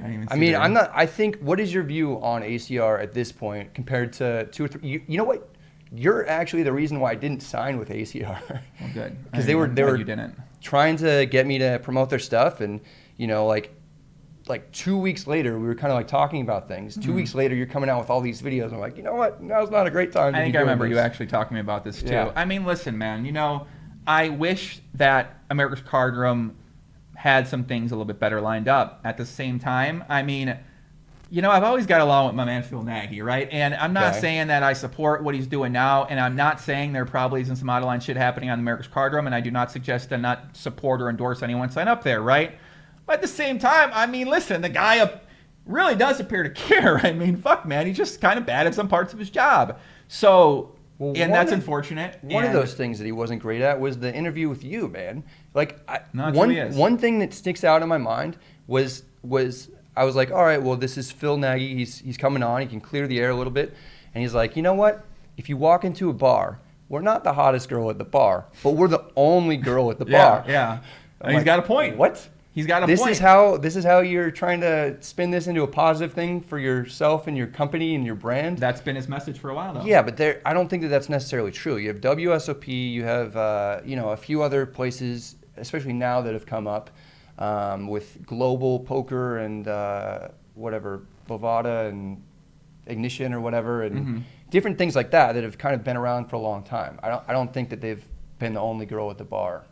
Well, even if what they're saying is they actually are in a way because they have the biggest tournament setup going on. Sure, yeah. So that's why it does seem like their tournaments are the best option for people who are playing online and want to play tournaments. Does that seem fair? Yes. Yeah. And here's how I look at it, right? Is there things happening? Most likely, yes. Are people winning money? It appears so, right? I don't know for sure if people are cashing out money, if they're getting this money, if they're making a living playing poker. I know that at cash games, PLO, there's still a lot of bots in the site. And most likely you're not going to win unless you have a great strategy or you're a great player. So I look at PLO and I see a pretty fucked up ecosystem there. But I look at tournaments and I look at some of the ideas they're doing and I see some good things as well. So on one hand, you want to commend things. But on the other hand, there's a lot of shit that's probably happening that we don't know about that I get a lot of messages about. Is there detailed proof on these messages? No, right? Do I wish to go back and explore that? Not particularly, no. So it just kind of is what it is. What can you do? What am I going to keep going on and on about it? No, right? He's trying to do some things. He's given these streamers an opportunity. He's an incredible marketer. I mean, you got to acknowledge some positive things. Hope that he cleans up on some other areas and gives American poker players a fair shake to be able to get better at the game and possibly make some money. So you think that the bot, because there's bots on every site, I think it's safe to say that. Allegedly, yes. So you think the bot problem is substantially worse on ACR? Yes. Yeah? 100%. Okay. See, I don't know. I don't play online that much. Right, You 100%. have a way better understanding of this stuff than I do. Well, I've been researching how to build bots. I'm going to build my own bot. I want to figure out how to stop the bots, and I want to figure out how to be a good bot as well too. Yeah, so I'm kind of been looking more into that process and seeing how it all works out. And it doesn't seem that hard to detect these bots. So it's just incompetence if you can't pick up the most obvious bots of all time at DePaulo Omaha games. To me, in my eyes, right? But I understand there's other issues behind the scenes and resources as well. And you look at PokerStars, they have 60 plus specialists allegedly in their security department who have this very sophisticated process, and you look at ACR and, I don't know, they might have, 5 guys down in Costa Rica in an office maybe looking at things. So it's a matter of resources and knowledge and ability, and it just seems like they don't have that.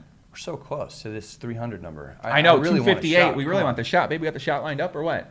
We got 258. We got to be ready for the shot. My girl said she might take a shot 300 too. likes and we take a shot. Jamin says so building close. bots isn't hard. I agree. It's actually not when you start researching it, and people also tell you how to do it online. So do they? Yes, it's fun. It's sick. Yeah, we got my man Arlie subscribing for 4 months on Twitch. Shout out to my man Arlie, always working hard, always incredibly supportive of the cause here.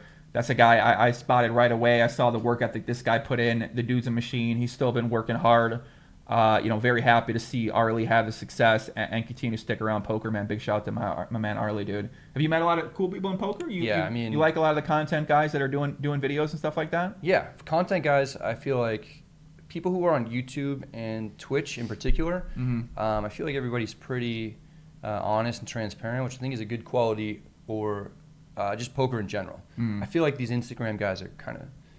They're a little bit, yeah. I don't trust them. I don't trust these Instagrammers. Well, they're not professional poker players. A lot of those guys like have jobs, and then they look at what the other popular Instagram people are doing, and then they sort of like just try to replicate that strategy. And I don't really know what their goals are except driving people to sign up for app sites and stuff like that. So, but I mean, they have their own approach, and I don't know how I don't really follow them, so I don't know how accurate or honest they are being about things. But I think you get more information from people that make content visually. So yeah, that's probably why you get a clear picture. Go through their thought process with the hands and all that stuff. Whereas like some people on Instagram, they just take pictures of like chips or cash, and then they're like, I won $20,000. I know a lot of people that do this. I actually know. You didn't. I know a few people that do this close. I know a few people too. Yeah. Like not personally, I'm not friends with any of them, but I've heard, and it's like something that is weird to me. So Ben Adler, 199. He is always in the chat for Andrew and I. So that's pretty awesome. Shout out Ben Adler. He's always showing up. Always showing out. Supporting. Yeah. I like that, man. He never misses a live stream from us. So that's pretty cool. Dude, that. So you guys do these random live streams when you're in stops or when you might be drinking afterwards, having a good time, right? Exactly. Yeah. Yeah. When That's cool, man. Yeah, Sounds like you guys got a really good thing going on. You're on a really good track right now to do whatever you want to do in some ways, man. Yeah, this is the happiest that I've ever been within poker. Suited Superman's IG is great, says Izzy Huerta. Yeah, he seems like a legit guy. He's come out to the MeetUp games, actually. I like that kid a lot, I like him a lot. Yeah, he's great. And it's not all Instagrammers. It's just there's a few that seem like suspect to me, a few people that I've heard things about. They are suspect. Yeah. They seem, they are. I mean, is what it is. We got my man Check Race Charles up here in the chat. What's up, Charles? What's happening, Charles, man? one of my best friends, so... I lived in his house when I first moved out to Las Vegas. Do you? Yeah. I like that kid, man. He's working hard as well. I got a lot of respect for people that have that work ethic. Plays PLO. You're the great game. Obviously, I respect. I love the PLO players. We have like 3. You know what I'm saying? So yeah. We have 2 more likes here, and we're gonna take that shot. Babe, where's that shot at?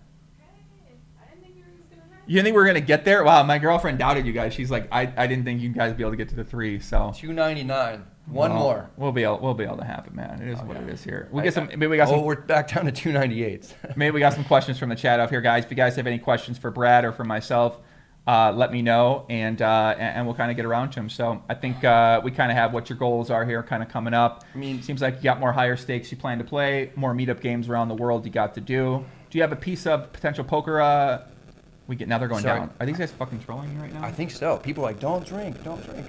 What's it? Oh, now it's 301. Okay, we did get to the 3. Okay. I was gonna pull up my cat rap that we're gonna work on. Okay. Just a little sneak preview. Give them. I don't know. We're gonna do it. We're gonna do something. I've got a cat rap that's coming out. Okay. But something I feel like you have some kind of scrambler going on here. It's not playing. It's not allowing me to play things. Okay, we have a cat rap going on here. This is gonna be a highlight of this podcast. Okay, please play the cat rap. Make sure you play it in the microphone, though. Yo, let's go. My name is Marvelous Marvin. I'm here. The party is starting. It's clear I'm one of the best. That's why I'm selling out the garden. Supporting the loud noise. Just the sound of my voice blaring through your headphones. I'm so original. I'm so in the zone. I'm a half-gray, half-white, sharp-looking cat. And if you see me at the table, look for a shark to attack. Okay, all right, that's enough. Come on, fishy, it's on. Boom. Sneak preview. We're going to work on that later.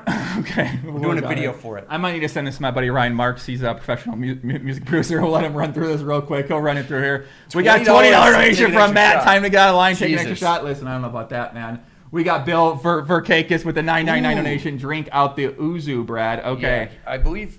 my girl's getting the shot together right now. We'll be taking our shot in here. Someone said, how do you deal with tilt? And that's a good point. How do you deal with tilt?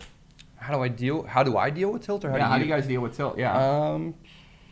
You just start playing a much wider range. Okay. Start getting really aggressive. Yes. And then you start bluffing a ton, and then you go into you get called, and then you lose more and more money. That's how I deal with it. I actually think it goes the other way, where you get finally turned up and you start 3-betting people a lot, put a lot of pressure on them, and what you find out is that when you tilt and you adopt a very aggressive strategy, you actually learn how to better play that very aggressive strategy. Then in the future, when you're more composed, you have that aggressive strategy in your arsenal in order to switch gears and start owning people who you can identify cannot handle an aggressive strategy that well. Way too much strategy right there, but if you actually implement that to your game and you learn how to do that, you'll find that you're a much tougher player to play against, and you're going to fucking destroy weaker players.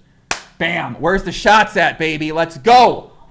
Let's go. Wow, did she put some chips Those on are there? huge. Are you trolling me right now? These are the massive lemon, shots. lemons. Oh, my Oh, God. okay. Holy. Okay, all right. We got our Boom. shots here. All right. All right, Let's do cheers. this. Is this the first shot ever taken on the Joe Ingram podcast, or no? the first shot I've ever seen Joey take. Really? Yeah, I don't think I've ever really taken a shot. Is this first? We're doing new things here. Cheers, guys. Everyone out there, Boom. take a shot. It's 1:35 p.m. and a Friday. It is what it is. Let's do it.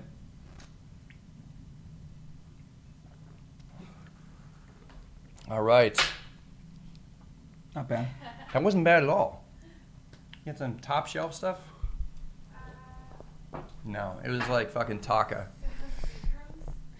Seagrams? All All right. right, you take over. I gotta go to the bathroom. You take Shout over. out. You take over the chat. All right, let's go, guys. Fire in your questions right now.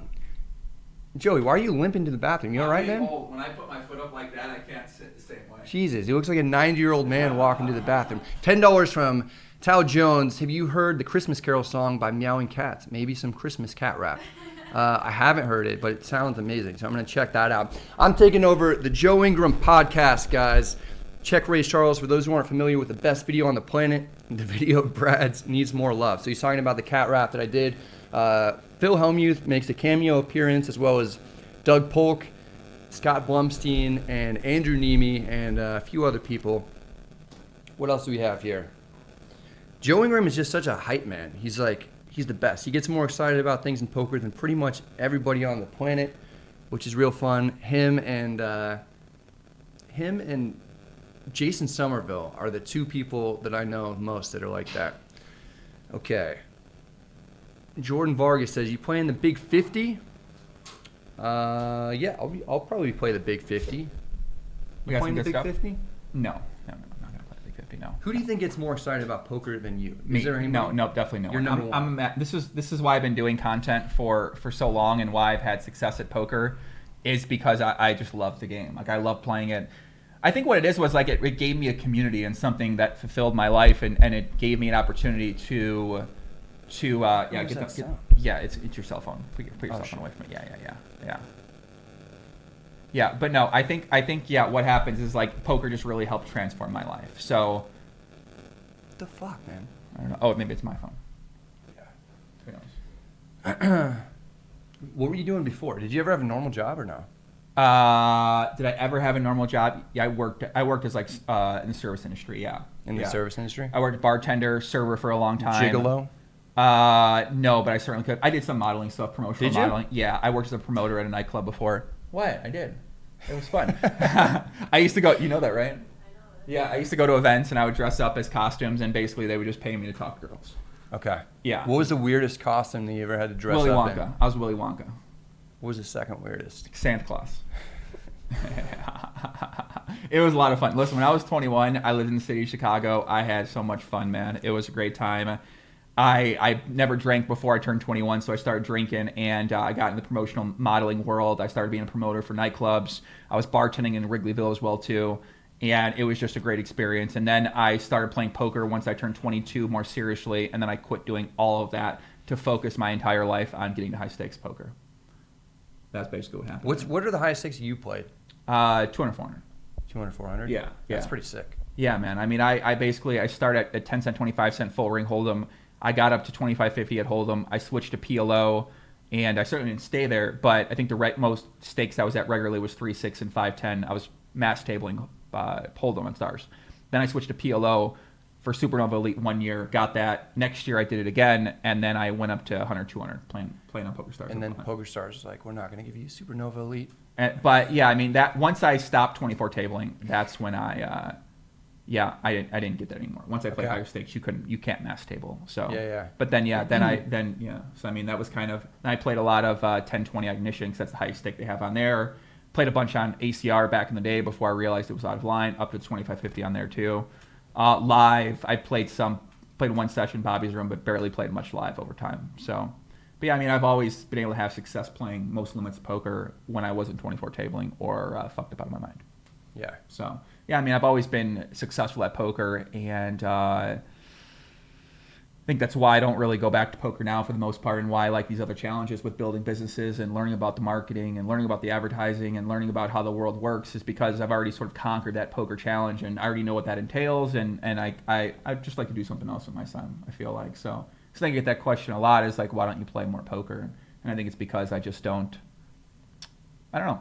Right, my game that I loved isn't really there anymore, and now it's more about politics. It's more about navigating the soft sites where you might not get paid, and you have to give people 25% of your winnings, and just the current ecosystem is so not enjoyable to me personally.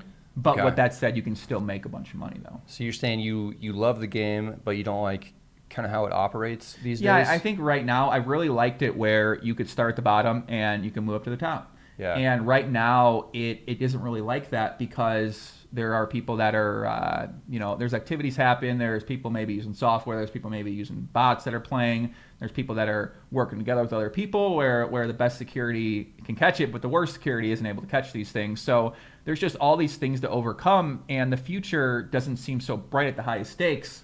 So for me, when I think about where I'm going to dedicate my time and resources to, it doesn't make a ton of sense to say, well, why don't I improve my poker ability even further ahead when in 3 years it might not be able to exist anymore. So if I can set myself up with the knowledge I gained from poker for the rest of my life, well, that seems like a better thing to do. And then I can get back to playing poker and still maintain a pretty high level right now through study, which with the material out there right now, it's quite easy to do. So Hashtag Upswing Poker PLO course coming out. Joe Ingram approved. Well, even the Nolan Holmes stuff's out there. Yeah, even yeah. everywhere. Well, Like that's you what you said, said. there's so many good courses. There's so much There good are. material, even for free. I Yeah. mean, I'm going through this guy BBZ Staking, guys, right? This guy made a video about Plaberus, the bot. He broke down 3 hands, and you learn 3 things right away. It's like, okay, cool. Like, right? You watch the Finding Equilibrium guy's YouTube channel, and this guy's like spitting some facts out there, man. Right? He's breaking down what the solver says, why it does what it does, how you can apply it to these situations in the future, and you're like, okay. Like, you watch one video, you learn 3 things you can immediately put into your game. So the content out there right now is just phenomenal, man. Really, really, really strong. For Nolan Hold'em, really. I mean, I went and played last night, playing a session at the Sahara. I mean, it's like, okay, well, you know what to do. A7 deuce, right? You can bet this size with this part of your range all the time, and it's going to be a good play. So before you didn't know for sure if that was the play. Now it's a little bit more clear that's the play. So you told me before the podcast started, you've been focusing a little bit more on your no limit game. Yeah, man, I love it. Been loving studying Nolan Hold'em, man. It's so much fun. I feel like it goes against your whole brand. It really does. I'm a big Portland Omaha guy, and I think what happened is I've been playing PLO at the Win, and it's kind of boring because it's very easy, straightforward oftentimes. So when you go there and you just have to play hands and you make a big hand, you bet for value, that's it. There's really no like, okay, do I do this like ambitious bluff here? Really, you don't have to worry about that. You pick the best spots to bluff, and other times you just wait for value hands. And oftentimes you're playing incorrect pre-flop because it's so slow and you don't want to sit there and fold for 4 hours every hand. So you start figuring out how to profitably play the 45 to 55 to 65% of your range. So you might say the optimal way to play is you want to play your 0 to 22% of your hands in certain spots. But in full ring, I try to figure out how can I play the 22 to 52 percentile of my hand range in a profitable way. It's a big range. Yeah, exactly. But that's sort of the challenge I've given myself when I go play, and I think I've been able to do well with that. So for the most part, you're sort of just saying, okay, how can I take the king 6-3-2 double suited and play this profitably, when in reality you just fold and move on. So when I go play Hold'em, a lot of the answers are unclear to me right now. So it's just more fun to do, right? You 3-bet pre-flop. The flop comes down queen, jack, 10, 2 diamonds. You have pocket kings. How much do you bet? You know, it's sort of like figuring out these answers in terms of what might be an optimal strategy and what the deviations are depending on how people are playing against you. I find that a lot more fascinating right now for me. So as I've been studying Hold'em and getting into these spots and exploring them mentally, I'm just like, this is fucking fun, man. Yeah, I think it's just fun to learn new games in general, probably. Yeah, Which man. is something that I should do more of. Because I basically know Hold'em to a medium level. Yeah. And Well, and that's it doesn't sound like your goal is to learn it past that, though. We mentioned earlier, that's why I asked you what your goals are. And even when we're texting, right, and I say, like, okay, but guy, do-si-do, I didn't ban you. My girlfriend timed you out, man. You got a problem with her? It's fine. Oh, who did it? Landon did it? Landon timed you out, buddy. It's okay. You're done. You're done in chat. It's fine. Go away. Please never come back. Yeah, but yeah, I mean, it's like Landon said, check mostly, bet small. Exactly. That's what I did. Shout out to Landon. He said, that guy's that's my guy right there. It's your boy. This kid. I should show you some of the fucking breakdowns this kid gives. I try to challenge him. I say, explain your thought process for the hands, and the better and the more you practice explaining your thought process for what you would do and why you would do it in a spot, the better you're going to get at being able to articulate that process. So something that seems weird to me is that PLO seems much bigger outside of Las Vegas. You know, like, I know, man. like, Isn't that sad? it's weird. So I don't play much PLO myself, Mm-hmm. but like a few years ago, everyone is like PLO is going to overtake Hold'em, and that hasn't held up. And but you do see PLO become more and more popular like everywhere else outside of Vegas. Maybe, I don't know why that is. I'm speculating that it might be because of the bigger player pool. Maybe there's just more transient people here to support a bigger ecosystem, whereas there aren't as many regulars here. Versus other places, there's not as many transient or recreational and moment hold'em players, so the regulars sort of start shifting to PLO. I don't really know why that would be.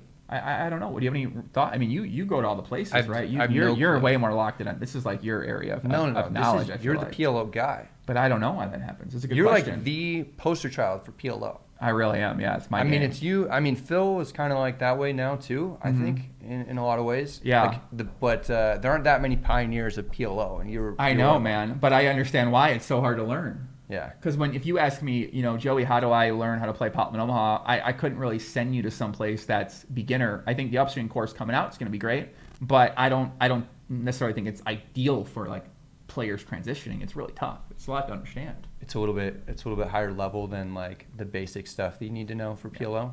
Yeah, it makes sense. Yeah, and I think for Hold'em, right, it's pretty basic, right? You raise aces, the flop comes down, king 7 deuce, you bet 3/4 pot, right? It's not hard to teach you that. Whatever the flop is, you probably are gonna. Exactly, and that's what I'm saying. But in PLO, it's like, well, sometimes you don't want to go all in with this hand. It's just real hard to really explain in a way that's easy for novice players to understand as well too.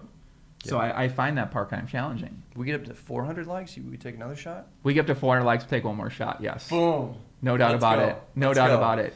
400 likes. So yesterday I put on Twitter, I'm curious to get your thoughts. So I've been looking more into the investing side of things. By the way, guys, we've been going a bit longer here, but I'm just getting into hardcore. We're just going to do it. I'm just going to keep going. We're going to do a marathon. I'm getting into hardcores only mode here. I want to talk about some things I'm putting out. I like talking with Brad a lot. We would have this conversation, I feel like, off the camera anyway, so we'll just have it on camera too.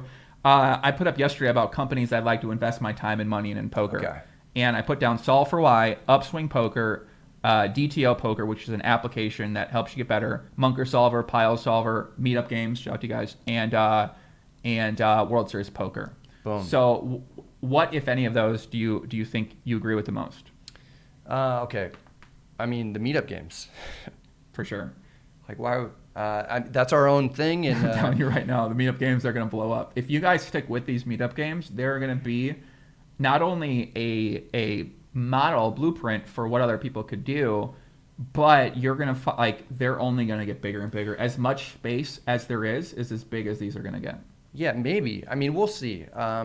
Hopefully that's right. Like, I would like to think that. Mm-hmm. I have no idea how long people are going to watch these poker vlogs for. I hope a long time. Zero clue. Like, this is kind of all a new thing, and the MeetUpGames kind of in that same boat. So we'll see. But the problem is, for MeetUpGames to grow, we have to have like bigger and bigger poker rooms to go to, right? Right. So like, for instance, the biggest one that we did was at Maryland Live, and we had like 23, 24 tables of extra 2-5 or whatever games. Right.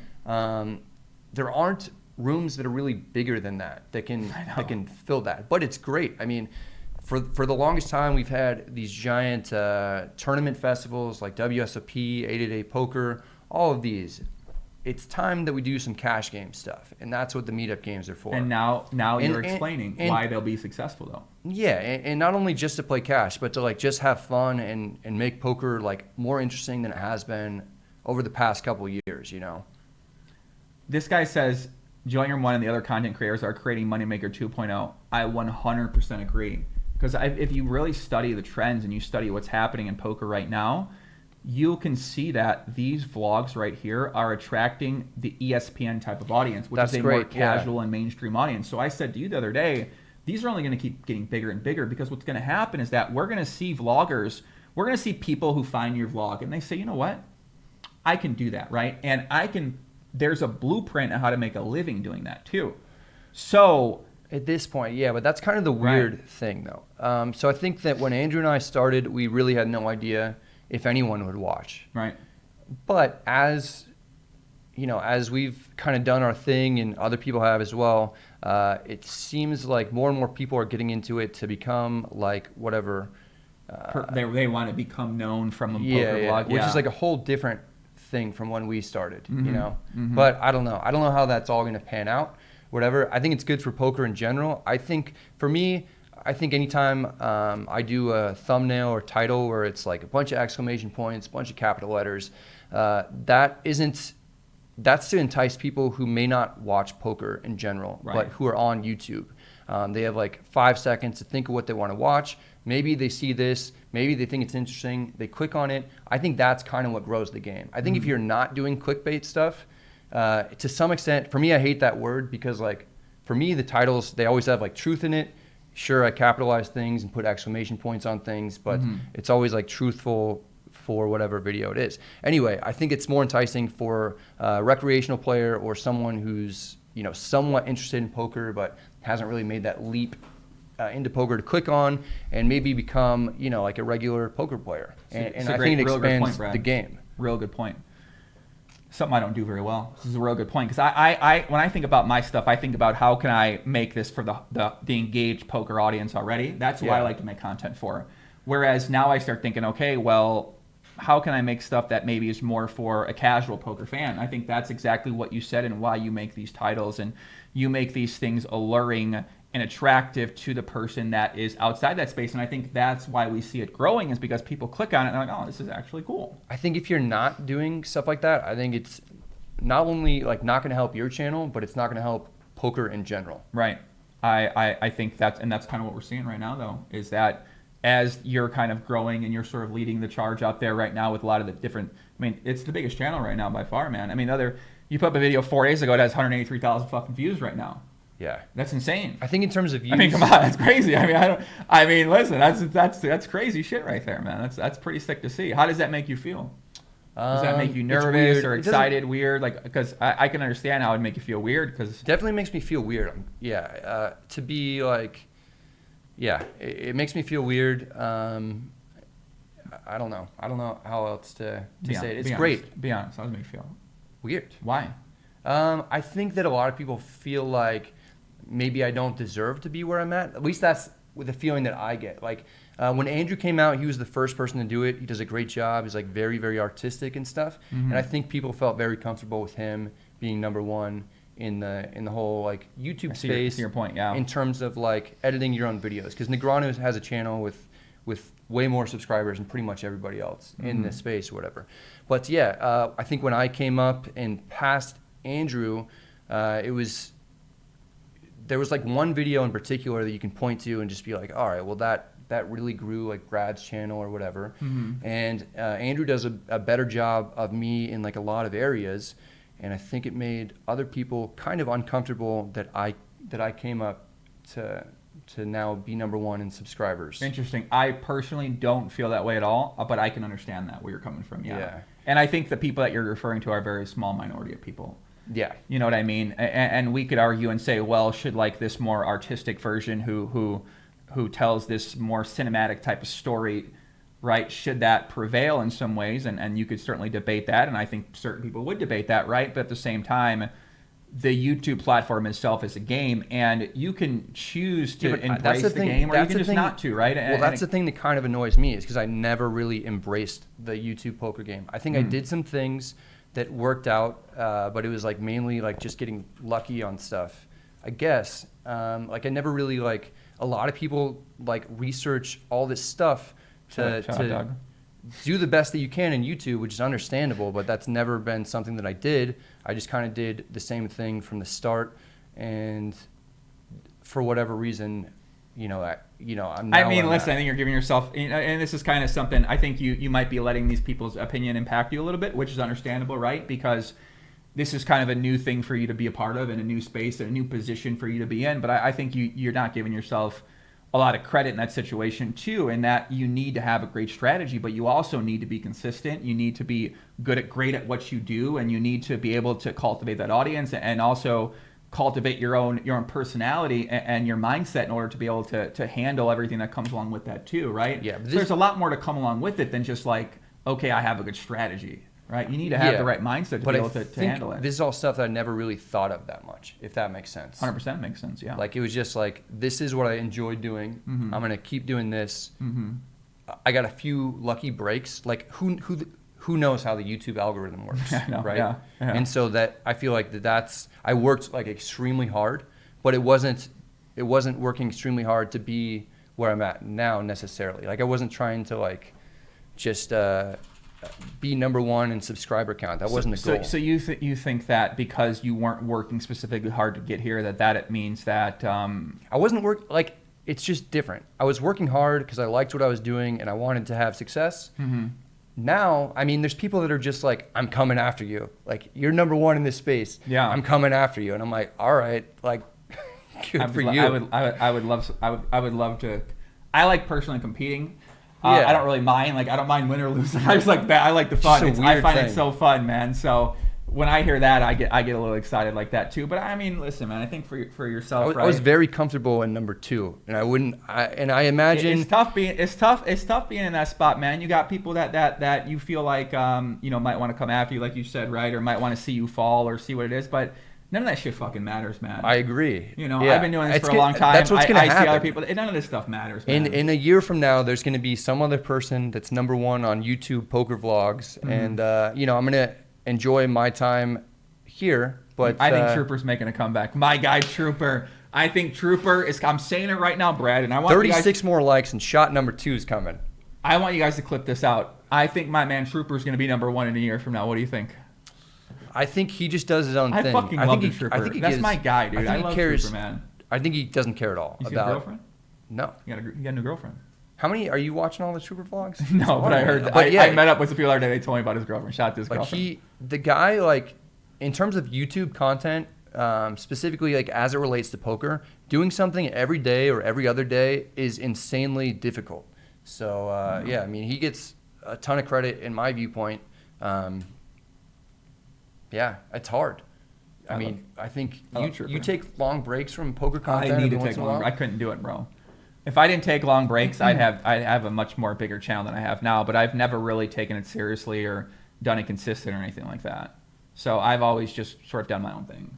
I never started off with the goal of building anything out of this at all. I think that most people who are successful in poker YouTube probably didn't, think that like, oh, this is going to just be like some giant thing that blows up. I think it's right. something Well, that it never happens was a naturally. possibility before. I did content because I wanted to help grow pop in Omaha, and I just had like you can hear how I talk about poker. Your channel started like 8 years ago or something? Well, I started officially like 6 years ago, maybe 5 years ago, maybe. But I did videos before that, just random videos. I just like to upload for fun. Like I did a vlog in 2009. Yeah. So, but it was like first me. vlogger. I may have been one of the first vloggers on YouTube poker, but it wasn't a fucking traditional vlog. It was like I made $350,000 this month, right? Like this is how I feel. You made $350,000? No. I made $350K up to that point of the year. I just went back and watched one. I go, yeah, I'm up about $350,000 now. And keep in mind, 6 months earlier, I had $1,000 in my stars account. So it was a big thing for me at the time. So that's insane. Yeah. Yeah, I mean, it is what it is, man. I think back on those times, and these times now are much more boring in terms of like what's glamorous and stuff like that. And I think that's why I'll probably do the mainstream YouTube channel at some point in time down, because I'm really interested in pop culture. I'm very interested in what's happening in the world. I know how to turn over stories extremely quickly, and I know how to format videos very well. I can edit all my own stuff. So there's no process to go through of you do this, you do this, you do that. I can do all of my own parts of things, and I can do it quickly. Which, if you want to leverage what's happening in the world, you have to be able to do it pretty quickly and also high quality when you're competing with other people who are doing it high quality too.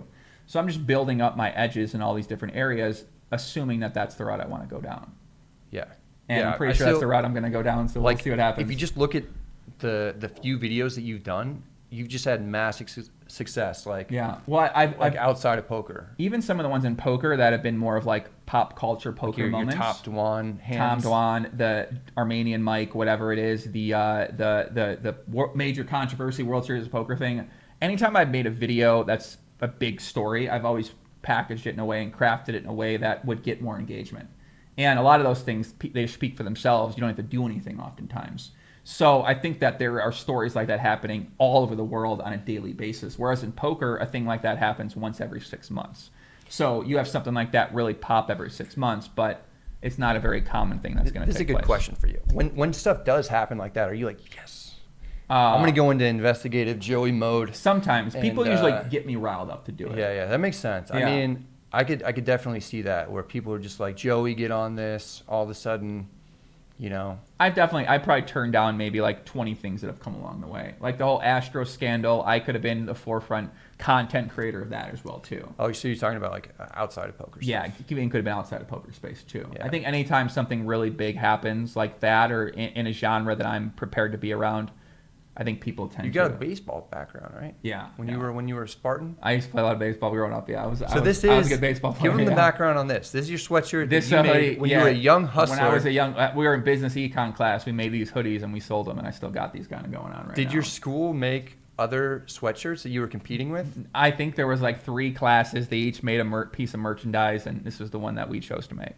Yeah. 22 more likes, we get that second shot here. Yeah. Let's go. Fire it up. One more shot, and then we'll probably call it after that. I'm excited. But yeah, this is exactly what I wanted in the group chat about Poppy. Yeah, I mean, these are the kind of things we talk about in the group chat.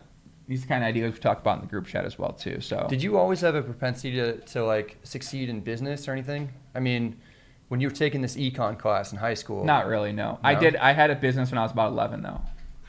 And that was what? I was first I had a paper delivery route, and then I started mowing lawns, so I'd go around the neighborhood, mow lawns. Then I started selling candy. Yeah. And then I started selling things on eBay when I was about funny, like 15. Man. I used to sell candy as well. I used to go to the local grocery store. You get things like candy bars, like 3 or 4 for $1. Yeah. And then I would go to my middle school and I would sell them for $1 each. That's what I used to do. Yeah. That's what I used to do. Yeah. That I was made cool. tons of money. I know, but and then you learn about like the reselling culture, and you learn how easy it is to go to places where you can buy things for cheap that are underpriced. Retail arbitrage. Exactly. Yeah. I mean, that's what Gary Vee talks about all the time. Shout out to Gary Vee. Gary Vaynerchuk. I don't know if people out there watching, but that's interesting because I mean, I know Andrew watches Gary Vee. I'm pretty sure a lot of other guys. Jamie and Ben do. Ben CB. Yeah. They like that a lot too. Yeah. Huh, that's interesting. I mean, he's crushing. Yeah, he's got a very 10 consistent... more likes and we are on. Oh boy. Okay. Oh boy. My man, what did Spammy said? There's a lot of luck and a lot of skill in terms of becoming successful in a given field. Don't discredit yourself too much, Brad, and have some confidence. You tie together great content, whether you know it or not. Maybe it's more of a gift than others who have to try uber hard. That's not a bad thing. I mean, I feel like I definitely put in a ton of work, and in the beginning, if you watch like some of my first videos, like they're really, really rough. They're hard for me to even like watch and get through, you know? I've seen a few recently. It's from the other. They're just new. They're new. It's first time. Yeah. Happens. But I think the one thing that I do like about that is like that's like, you know, who I am. And when I first started, I was like extremely nervous, and we got 400 now. But maybe get the shot. Okay. Yeah. I'm still nervous to do certain things. Here's what I think it is, and this is whenever anyone asks me about making content, I tell them this. I go, listen, your first videos are gonna suck. Yeah. Right? You're gonna look back on your first videos, and you're gonna be like, wow, these are dog shit. Yeah. And it doesn't matter how much you think about it, how much you prepare, how perfect you want to be. Unless you have detailed experience, you're going to look back and say, these sucked. So just fucking do them the first time. Yeah. Do them the second time. Send them to me. I'll give you input. I'll give you advice. I'll try to help you out, make them better. I mean, but just do them, and you're going to realize, like, first of all, not people are going to watch it. And second of all, they're going to kind of suck. Yeah. It just happens. Yeah, you were texting me, asking me about like when I first started and different things like that, and I told you that the first video I put out, I almost took down like an hour after I uploaded it, just thinking that either no one was going to watch it or that I didn't even necessarily want people to watch it. Yeah, right. Just yeah. like putting yourself out there, being vulnerable, and exposing yourself to feedback that anyone in the world can write a comment to, you know, is a very, very scary thing. And luckily at that time, you know, there weren't that many poker vlogs out there as there are today. So I feel like the standard was a lot lower, where people were just like, oh, this is great because like we don't have any content out here about playing like 2-5 no limit, for instance. So people were very excited, didn't care about the production content at all. Now I feel like it's a little bit of a different story, where if you start doing the vlogging now, it's just a little bit tougher to get into. And there's a little bit higher expectations. Maybe, right? But then you see some new guys come in and they're doing pretty well. Yeah. And then you see some guys kind of stagnant around that same point as well too, and they're sort of wondering, why don't I have more growth in my channel? Why aren't people improving? Why aren't my numbers? Because they're just kind of obsessed with the numbers as well too. I think you just have to go into it not really caring about any of that stuff. Yeah, I agree. You know, especially for the first like 2 years. We got more lemons, coming. baby? Oh, we got lemons here. Okay, we have 2 more shots. I might be getting a lot of line now. Oh my god, okay. All right. All right, we got our 400 like shot here. Who's the most hated vlogger? Is there a hated vlogger? I don't really know. I don't really know, man. I really don't hate anyone personally. I don't really know who'd even be hated or not. I think that I just like one person specifically, but that's about it. You like Is that me? No, not you. You're fine. Damn it. Ready? But you like or dislike? Dislike. Oh, one person. dislike. I dislike okay. one person. Okay. Yeah, one person. All right. Cheers, man. Ready? Okay. Thanks for having me on. You're welcome. This is gonna be okay. All right. We're gonna be feeling pretty good. Yeah, we're after good. this. That's All right. fine. We're good. We're good.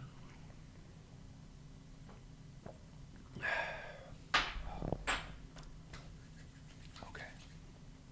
You talk. Okay. All right. Well, thanks for having me on, man. This has been great. Actually, you know what? Seriously, this was something that I wanted to do for a while, to be on here. I see all the guys like that I really looked up to in poker beyond. I think the first time I watched you, Jason Mercier was the interview. That's a few years ago. Yeah. I'm gonna tell you how the podcast got started. Yeah. Okay. So Let's dig deep, man. we're like hardcore now only. It's fine. So I started the podcast, right? I always knew I could talk to people. Anytime I talk to people, I always got this fired up all the time. I was just an empowering person. I felt like with people in my life because I have an ignorant self-belief, and I'm able to identify talent in other people, and I really believe in them. Ask any of them in the group chat; they're going to know this as well too. So I had a lot of friends in PLO community. So I go, you know what? I'm going to start a podcast. I got Doug on there. I got a couple of the PLO regs on there who are Lafort, Israel Jerome, K.R. like these guys are known in that community.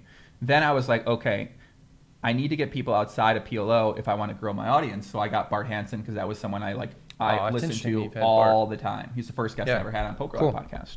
He's the first person to reach out to me on YouTube about doing like any kind of business deal, to do like affiliate marketing for Crush Live Poker. And he helped me out in ways, just like ways that he didn't have to. So I'm always like appreciative of Bart. Bart's the fucking man. I mean, he's helped me out before as well too. Anytime you want advice or you want feedback or you want whatever, he is always been extremely helpful. Yeah. So I think by that first year, I was playing 10-20 at the time. So I was making a lot of money from poker. I wasn't never trying to make money from anything I did. But I would just like, oh, that person interesting, I'll have him on. So I'd have all these new first time people on, and it started gaining some traction. I was good at it. The production was terrible, but I always thought the actual content, what I was saying, and my level of poker was very high, so people would enjoy it. They would just feel my passion for the game, and they would be like, oh, I like that. And then I just kind of went very slowly over the first couple of years, and eventually you got a few big guests on, and you got some big names on, and then it kind of just expanded from there. But eventually, at some point, it turned into something where it was more serious, and people expected more from me.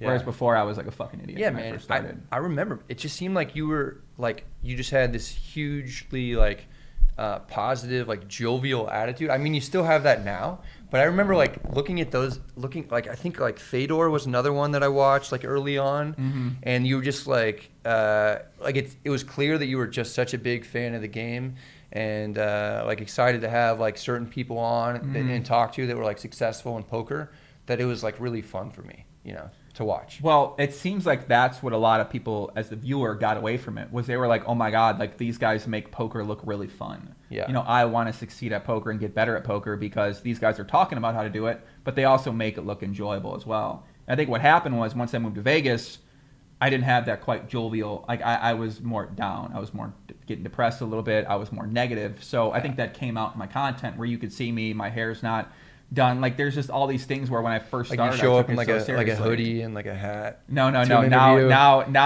think I look great right now. I'm just talking right now, man. We get some ladies in the chat. We don't have any girls out there. Baby, how do I look? Phenomenal. My girl says I look great, man. Phenomenal. 430 likes in the third shot. I mean, listen, if we get to like 550, maybe 475. We'll set it. I'll do a half a shot. 475. I'll do a half a shot. Can you hold it down for a little bit? I gotta go to. Yeah. I'll hold it down. Not number two, but I gotta go for the second. It's hardcore. Listen, me and Fedor got really fucked up one time on a 5-hour podcast. Yeah, we were in the Bahamas. He started hitting on my girlfriend. Maybe it is what it was, man. Okay. Fedor? He's out of line. It is what it is. He's out of line. You fucking German kid, man. Let me get some shout outs, man. Who we got? Joey, is it me or does Brad look like my little brother? Andrew, aka Yardstick. He kind of does look like my little bro. I'm gonna be honest with you guys. You see my little brother, baby? He kind of does look like my little brother. 22 Andrew, cool, man. Who we got? Poppy Van Winkles, Reaper Stacks, Spammers. Don't do half a shot, Poppy. Come on. Lisa S. What's up, Lisa? We got one lady out there. Joan Fisher, you look hot, Joey. Joan, I don't know if you're a man or a woman, but I like you. Much love. Jonathan Angel, Brad, we like your style. To the point, funny, honest. Have the best cinematics. Isn't what makes the best channels always. I agree. My man Landon, E-Dubs out here. What's up, E-Dubs? What's happening? Paul Koo, what's happening, Paul? Brad Freeman, if I talk louder than necessary, will I be YouTube famous? Probably not. But if you're referring to me and you think I talk louder than necessary, that means that you need to get really, really good at poker first, and we'll see. Come out here and compete, man. Let's see what you got, bro. Let's see if you put you up against some people that are actually competing. Let's see what you got. What do you think this guy's got? You think this guy's got something? I don't think this guy's got fucking anything for us, man. I think this guy's soft. He ain't gonna do nothing. Andrew Nealding, what's up? Andrew, what's happening? Damon Santori, Corey Hickman, what's up, guys? Jimmy Baker, Mo C, Poppy Van Winkle, Spammy SR Political Poppy for Poker Prez. I've actually been studying what makes a good politician recently, and I realized that Doug Polk and Daniel Negreanu are trying to go that for very sure. Man. Well, Doug's like explicitly told me that he's interested in becoming a politician. I think he's maybe even said that publicly on channels. I'm not sure. Well, he made his old email President Polk. Oh yeah, I think so. Polk is one guy I miss, like being in the YouTube poker space. Why do you miss Doug? Because when he would post videos, I'd just be like excited to watch him, man. He was like one of the like. So Jason Somerville and Doug Polk are probably the two main guys that I really watch in the poker space before I started, like in the biggest way. So for him to like not be in it anymore is a little bit odd. And he would do things like great production value, and he'd do similar stuff to you, basically. Yeah, I think he always took a very comedic approach, and he would Yeah, always and I have appreciated a that. high level of understanding of what's happening in the game. So he was able to articulate these thoughts that you would think about, but he was able to put it in a way where you'd be like, oh, I didn't think about it that way. And I think we don't have too many people that are able to do that in the poker space that have an accurate picture of the entire poker industry from online, from live, and all that kind of stuff like that. I also think that he's done so much in poker that he can just say whatever he feels like and wants to. Which he does. Yeah, exactly. Which is great. That's what I mean. Like that's what I miss about him having his own channel that he was, actively like putting videos out for. Mm-hmm. I think we'll see him back in other spaces. It's unfortunate, not poker, but I think what happened was this man. He just ruffled a lot of feathers, and he thought that he would get more positive credit for doing that because he felt like he was standing up to these people who were trying to bring the game of poker down, and he found that wasn't the case. So a lot of people feel like Doug is like a, polarizing. I think he went too far probably with the Negreanu stuff, maybe, in some ways or whatever. Like he just kept it going for a long time. But I always just thought what he did was like really funny, man. So I don't know. I agree. We got man Scott Dillon, drink another shot, wuss. 999 Nation, what would 2010 Joey say? 2010 Joey was not drinking at all. He was he's playing poker 24 hours a day. So, all right, 450, we do another shot. I can't do one more. I think 450. We wrap it up. We wrap the podcast. I think we got to wrap the podcast here. Before Okay. I do another one. All right. We got the Sahara having the grand opening today. I'm going to go to at 4 o'clock. You want to come? You got to go at 4 o'clock. Yeah, it's at 4 o'clock. Yeah. The grand opening. The grand opening in Sahara Poker Room is going on today. That's where me and my girlfriend are going to go down there. So, all right. We got my Check Race Charles says, damn, I was watching in 1.75 speed to catch up to live, and now that I'm live, I feel like I'm listening to you guys slurring so slow. I don't think so. Yeah, Brad's trying to drink. You're going to get out of line, man. What do you got planned for this weekend? What are you doing? Going to the Golden Knights game tomorrow. Going to the Golden Knights game tomorrow? You taking your girl? Yeah, actually, she's taking me. She somehow has tickets, so her hooking it friend has season tickets, and they're not going to the game tomorrow. So we're gonna have some good seats, third row behind the visitors' goal, and we're gonna play, or we're gonna not gonna play. We're gonna watch people play playing the game. What do you I think? might, I might jump in. What do you think about some of these new vloggers, man? My man Ryan DePaulo, Degenerate Gambler. What do you think about Dude, Ryan? Ryan's a funny guy, man. The guy's kind of a spaz, but he's hilarious. So have you watched his stuff? A little bit, yeah. So he gets into this thing. I'm going to talk about this. So Okay. Ryan and Doug got into a little bit of an altercation. Did you see that? I think on Ryan's Twitter being a little over dramatic about what happened with him. And I Doug, agree. right? I was Like, there. I think. I So mean, Ryan shows up, Yeah. puts his camera in my face and Andrew's face. Doug is standing like 30 feet behind us. So he's like, "Oh my God! Like, look, these are these people." And then and I'm like, "What is going on?" Like before this is the first live experience I've ever had with Ryan DePaulo. And then he goes directly to Doug after, and Doug's obviously like way bigger in the poker space, like whether giant star in poker, and I imagine he would not have the most positive reaction to something like that. So So I can understand like, anything not positive that Doug wants to say about Ryan doing that. Yeah. Which is like, and then it continued after that, But I will say like Ryan's like pretty hilarious, and then he like got third in something for like 200K like right after that, which was really funny. And we've been talking a lot since we've been going through this whole YouTube like strike and video removal thing, which has been rough. And so we've been texting back and forth trying to get everybody's channels back to where they he should actually be. came up to me at the World Series and he put the camera on me too, and he gave me an ACR patch, and but I thought it was hilarious. I'm like, this fucking kid, right? I mean, Yeah. But I've talked to him before that, right? And so I already knew he's a good, like, dude, this guy's fucking super respectful. If you know, very nice guy. if you Like, know who he is. I really like the fucking guy personally. Sure. So when I saw him and Doug, I go, well, it's unfortunate, but maybe Doug doesn't take this personality. I don't really, I don't know, man. Doug's a little more. Doug doesn't let people into his life ever. Let's put it like that, right? So I've been friends with Doug for over 10 years. So the only reason why he doesn't, I think he's very guarded, and his friends now have been his friends for many years. So when someone comes up like that, tries to do something like that, it makes sense why he'd be a little off put by that. Yeah, I think anytime you're a little bit like caught off guard by somebody. Yeah, you're just guarded. You're a guarded guy in general. You don't want to be Yeah. made fun of. You're not trying. Someone comes up to you, disrespects you like that, but in your eyes, what you think, right? Sure. You're gonna have an adverse And I don't reaction. think Ryan meant it to be like disrespectful. This is just like his style of doing things, and if you're not familiar with that, then you might take it like a different way than it's intended. I agree. I think that's what happened, right? And then Ryan kind of ran with it, and Doug doesn't really care to put up a fight, and now it ends up being what it is now. So I think Doug kind of cares to put up a fight, though. not anymore. He don't give a fuck anymore, man. He's done. Like He's there done was some caring. back and forth on Twitter between those guys, but it wasn't the big thing. I mean, Yeah.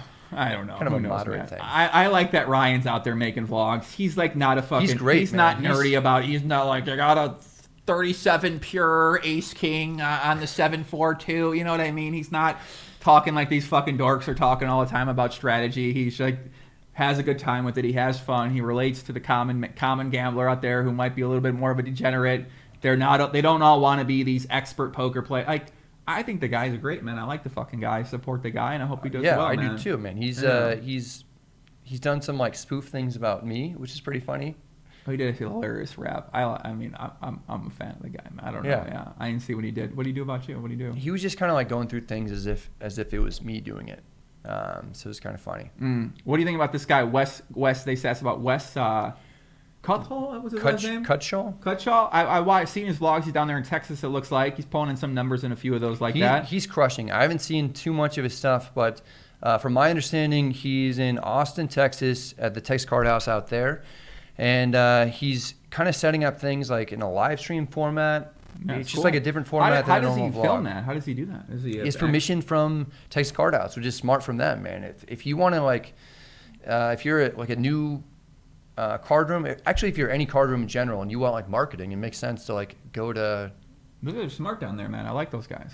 They're smart. I think like doing some things well. I mean, I don't really know much about who the guy Wes is. I don't really watch his stuff like that, but Well, I clicked on a little bit. I like his fucking. I like the face shirt he's got rocking on that. Man, he's got a cool look to him, man. Yeah. I think what I like about the poker space is that you can look like anything, right? You can be a black guy, a white girl, an Asian person. You can be literally any ethnicity, and you can have success in this space, man. We got my man Zeros out in Spain, I think he's more Spanish. I'm not sure if he's from Spain, but Zeros Poker is one of the top vloggers there. We got my guy from the French poker world. He's killing out there. YOH Viral, what's his name, I think. And we have all these people that don't necessarily look like they would be these sort of like stars of the vlog space. We're able to make it with just being good people, being good at poker, being good at making content. And you don't need to be this sort of loud, rambunctious personality. You can just be a fucking good person and still have success in this space, which I think is really cool. I think that's not even like specific to vlogs. If you look at like people who have been successful in poker in general, it's not like it's like just one type of person or anything. It's a variety of ethnicities and ages, and like you always hear people who are like 5 feet tall who are in poker and crushing, and they're like, when I'm in the poker game, I feel like I'm like 7 feet tall. Like I kind of always hear that from shorter people and stuff like that. You know what I mean? No, No? I don't hear that. No. I don't Yeah, hear they show up in poker and they feel like they have the skill set to beat that. anybody. Well, that's what they say. You can be anyone you want to be, which is kind of cool. yeah. You I can mean, be, if you want to go to the poker table and you want to pretend that you're the most aggressive, fucking badass motherfucker of all time, like, you can kind of do that. Marley has this thing where, women in poker feel disrespected, and Marley's like, if you want to like get revenge, just fucking crush them and just do that. Mm-hmm. If you want to get respect in poker, you just beat people, and cards don't discriminate. I love Marley. If you're one of the best poker players in the world, it doesn't matter what background you come from, or if you're male or female, you can just light people up. How about that poker boyfriend she got? Spraggy, I mean, My man Spraggy, man. Spraggy's just How does such- my guy Spraggy come up like that? My guy sneaking in, man. I mean, come on. I didn't know Spraggy was like that. I'm gonna be honest. I didn't know Spraggy had that kind of thing to him, man. I mean, he comes off as very sarcastic, but he's actually a super sweet fucking What guy, I will so. say is that Spraggy's brother is much cooler than Spraggy is. Who's his brother? I'm not sure what his name is, that but you? he showed up to our meetup game in London. Spraggy didn't have. I'm not going to say he didn't have the balls to do it, but I will say that he didn't show up, and Spraggy's brother did. You think Spraggy Yeah. was scared of you guys? I think he was scared, mostly, like terrified, Yeah. mostly. You can see that. Yeah, I mean, he's playing tournaments and all. You know what I mean? He's a tournament guy. He will not show up to play a 1-1 no limit game if his Mhm. life depends on it. You think it was because like he was just didn't want to lose the money, or what do you think it was? I think he's tight on money right now. Uh-huh. I know he's done. That new car and the new girlfriend got him. You can't buy an Aston Martin and then and still have money left over. It's an expensive car, right? It makes sense. He's got to fly Marley out to You don't think she London can fly now. herself out? You think Spraggs is fitting the bill? I mean, mean, he seems if- like a nice guy. I bet he would be. Marley yeah. could, but if Spraggy's not, Right. then he should be. I think he you is. better bring your girlfriend out there. If I made my girlfriend, never mind. You're my girlfriend. You weren't my girlfriend before that. No. You were trying to You were be my making- girlfriend. you were making no, Shelby No. Stop it. pay her We're own- not doing this her on own the pod. stuff? She was trying to be my poker girlfriend. Okay. She was like, no. It would be reversed. If she was making vlogs, she would be like, I'm the poker girlfriend. I'm trying to win this fucking guy's heart. Okay. I'm trying to win this guy over. That was happening.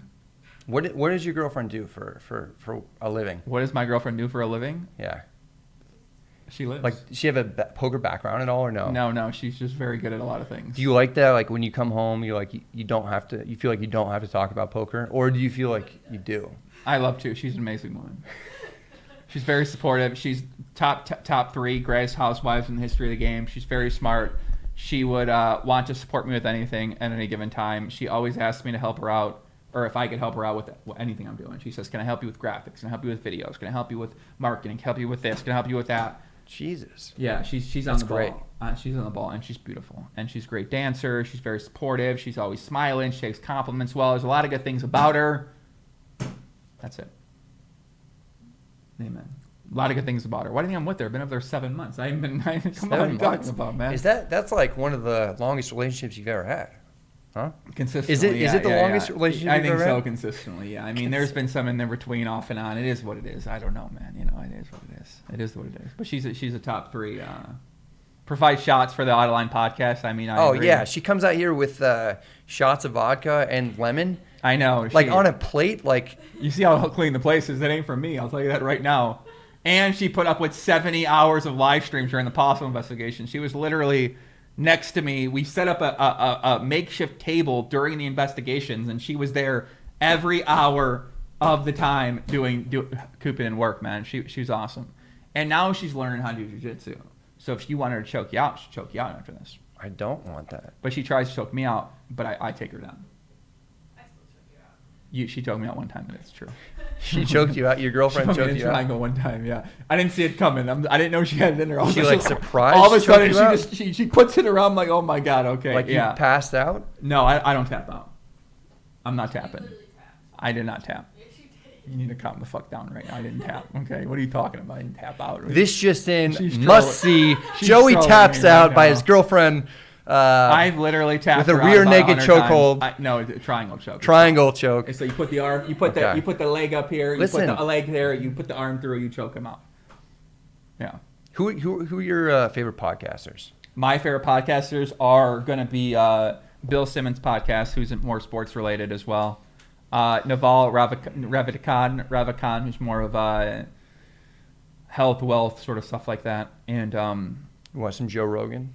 not really. No? Listen to Joe Rogan, Oh, man, he's my I don't favorite. listen to Joe Rogan, no. I don't really listen to many podcasts right now. I like studying in general, so I don't like to listen to specific podcasts. Stretch out. Yeah. We got my man Jeff Boski in the chat right now. Jeff Did you just Boski? see? He just revealed the truth about late registering for tournaments. I did not see the truth See about that? late registering. He revealed the truth. I was I just don't know what talking the to him, truth is, but he apparently he's got the truth to registering late for tournaments. You're not like a big tournament guy. No, I don't play tournaments. I'm not that interesting. You and I did. We played that one at, what was that? At my man, that's my guy Glenn. We got to support my guy. That's the Pros vs. Joes at the Bar Poker Open. Uh-huh. You That was gotta support fun. those guys, man. Listen, man, he's doing great work out there, man. He provides this atmosphere for the bar poker players all around the United States to be able to have this free roll. I mean, think about it. These guys are from like all over the Midwest and East Coast, and they don't get to play this like Vegas lifestyle poker world that we take for granted. So he puts together this amazing event where hundreds of people get to come out here and play it. So I've been supportive of him since they started that. I think Yeah. that's something that I like to personally do is I like to support the people that I see doing great work for the community, even if they're not very popular or they it goes unknown and I don't really talk about it. I think it's still important to say like, yeah, I'll help you out with whatever you got to do. Yeah. You know what I mean? I think, and so something like that, when he comes out here for the Pros vs. Shows thing that comes out every June, I like to go over there, say what's up, talk to everybody I see every couple of years, and at least say, hey, if you need help, let me know. Yeah, that was a pretty fun event. We did a meetup game the night before, I think at South Point. You either showed up like late towards the bar thing or whatever. You invited me to go out. We played the sit and go. Mm-hmm. You busted early. You didn't have too much no limit experience. I think I got second. You did I not. got second one year. To my It man wasn't. Ben. It wasn't this last year. You busted early. I hired you to be part of my my consulting team. Oh, yeah, I was online for sure. I was so And drunk. and then we took it down after that. I was really drunk, actually. That's true. That was a Yeah. fun time, man. Let's get a couple more questions from the chat, man. We'll probably wrap it up. We got 444 likes in here. If we get to that 450. One more. 450, you want one more? You're Yeah. crazy, man. I don't know. I mean, It'll be all right. Okay, it'll be all right. You think so? 450. We do another shot of vodka, Okay. and then we wrap it up. And then we wrap it up, yeah. I That's mean, it. listen, if you're like a Brad Owen fan, you're really going to like this podcast, I think. Maybe. For sure. 100%. 100%. Yeah, I like yeah. it. I'm a fan. 100%. I'm a fan, too. Shout out to Quidgy. Since when are you on Twitch, homie? I'm only on Twitch for my podcast. It's about 1 or 2 a week, and it's not that often. So, has Joey ever been to Brad's hometown? Why would Joey ever go to my hometown? You ever been to Santa Rosa, California? No. Yeah. All right, we got 454, baby. Can you Boom. Let's go. Don't fill it up all the way. My can- girlfriend's you can gonna give get me it. a All right. Quantum tournaments, my guy. Listen, if Quantum tournaments is my guy, Do you need these? you need the shot glasses. Okay, we just help. Give me the whole plate. We'll just give her what we want. Boom. Shelby, what do you think about how old are your stepkids? They're they're 8 and 6. My girl really keeps talking about having kids, so maybe we. What are your thoughts on having kids? Let's get to I'm know in. Joey. I'm in. Are you? Yeah, not Are right you now, like, but I'm in. What do you mean? What does that mean? Not right now, but you're in. At some point in time, I want to have kids. Like, what would be the perfect age? I don't know. I think I could do it now. You think you could, but you're not in. But you're in? I could do it now if I wanted to. Okay. Yeah. But you don't want to? So we got to give you a fucking microphone, baby. I mean, you're like out of line over here. She's really out of line with the needles. Piney all the She's way. needling hard right now. recess. She needles me hard. I mean, it's out of line sometimes. Do you want to give him some words? No. Give him some I'm words. okay. Talk to him. I'm okay. She's terrified. She's very shy. That's how we like her. Hey, it is what it is. Ben Okay. Adler, 199. Joey, what part of Chicagoland are you from? I'm from Northwest Indiana. Ben is from Chicago. What part's he from? Ben, what part are you from? Shout out to Ben Adler, man. Ben Adler's the best. Frogopotamus, do you think Twitch is becoming a better platform for poker content with the unknown YouTube banhammer coming down for poker vloggers? I think they're both great platforms. Yeah, I think Twitch is a little bit safer, probably. I think so. Yeah, they're more supportive of the community, and it's a lot more work though because you have to be doing it every single day, day in, day out, in order to be able to build up a consistent channel. So if you do take breaks and you do take time off and you don't want to stream 6-7 hours, then your livelihood's gone.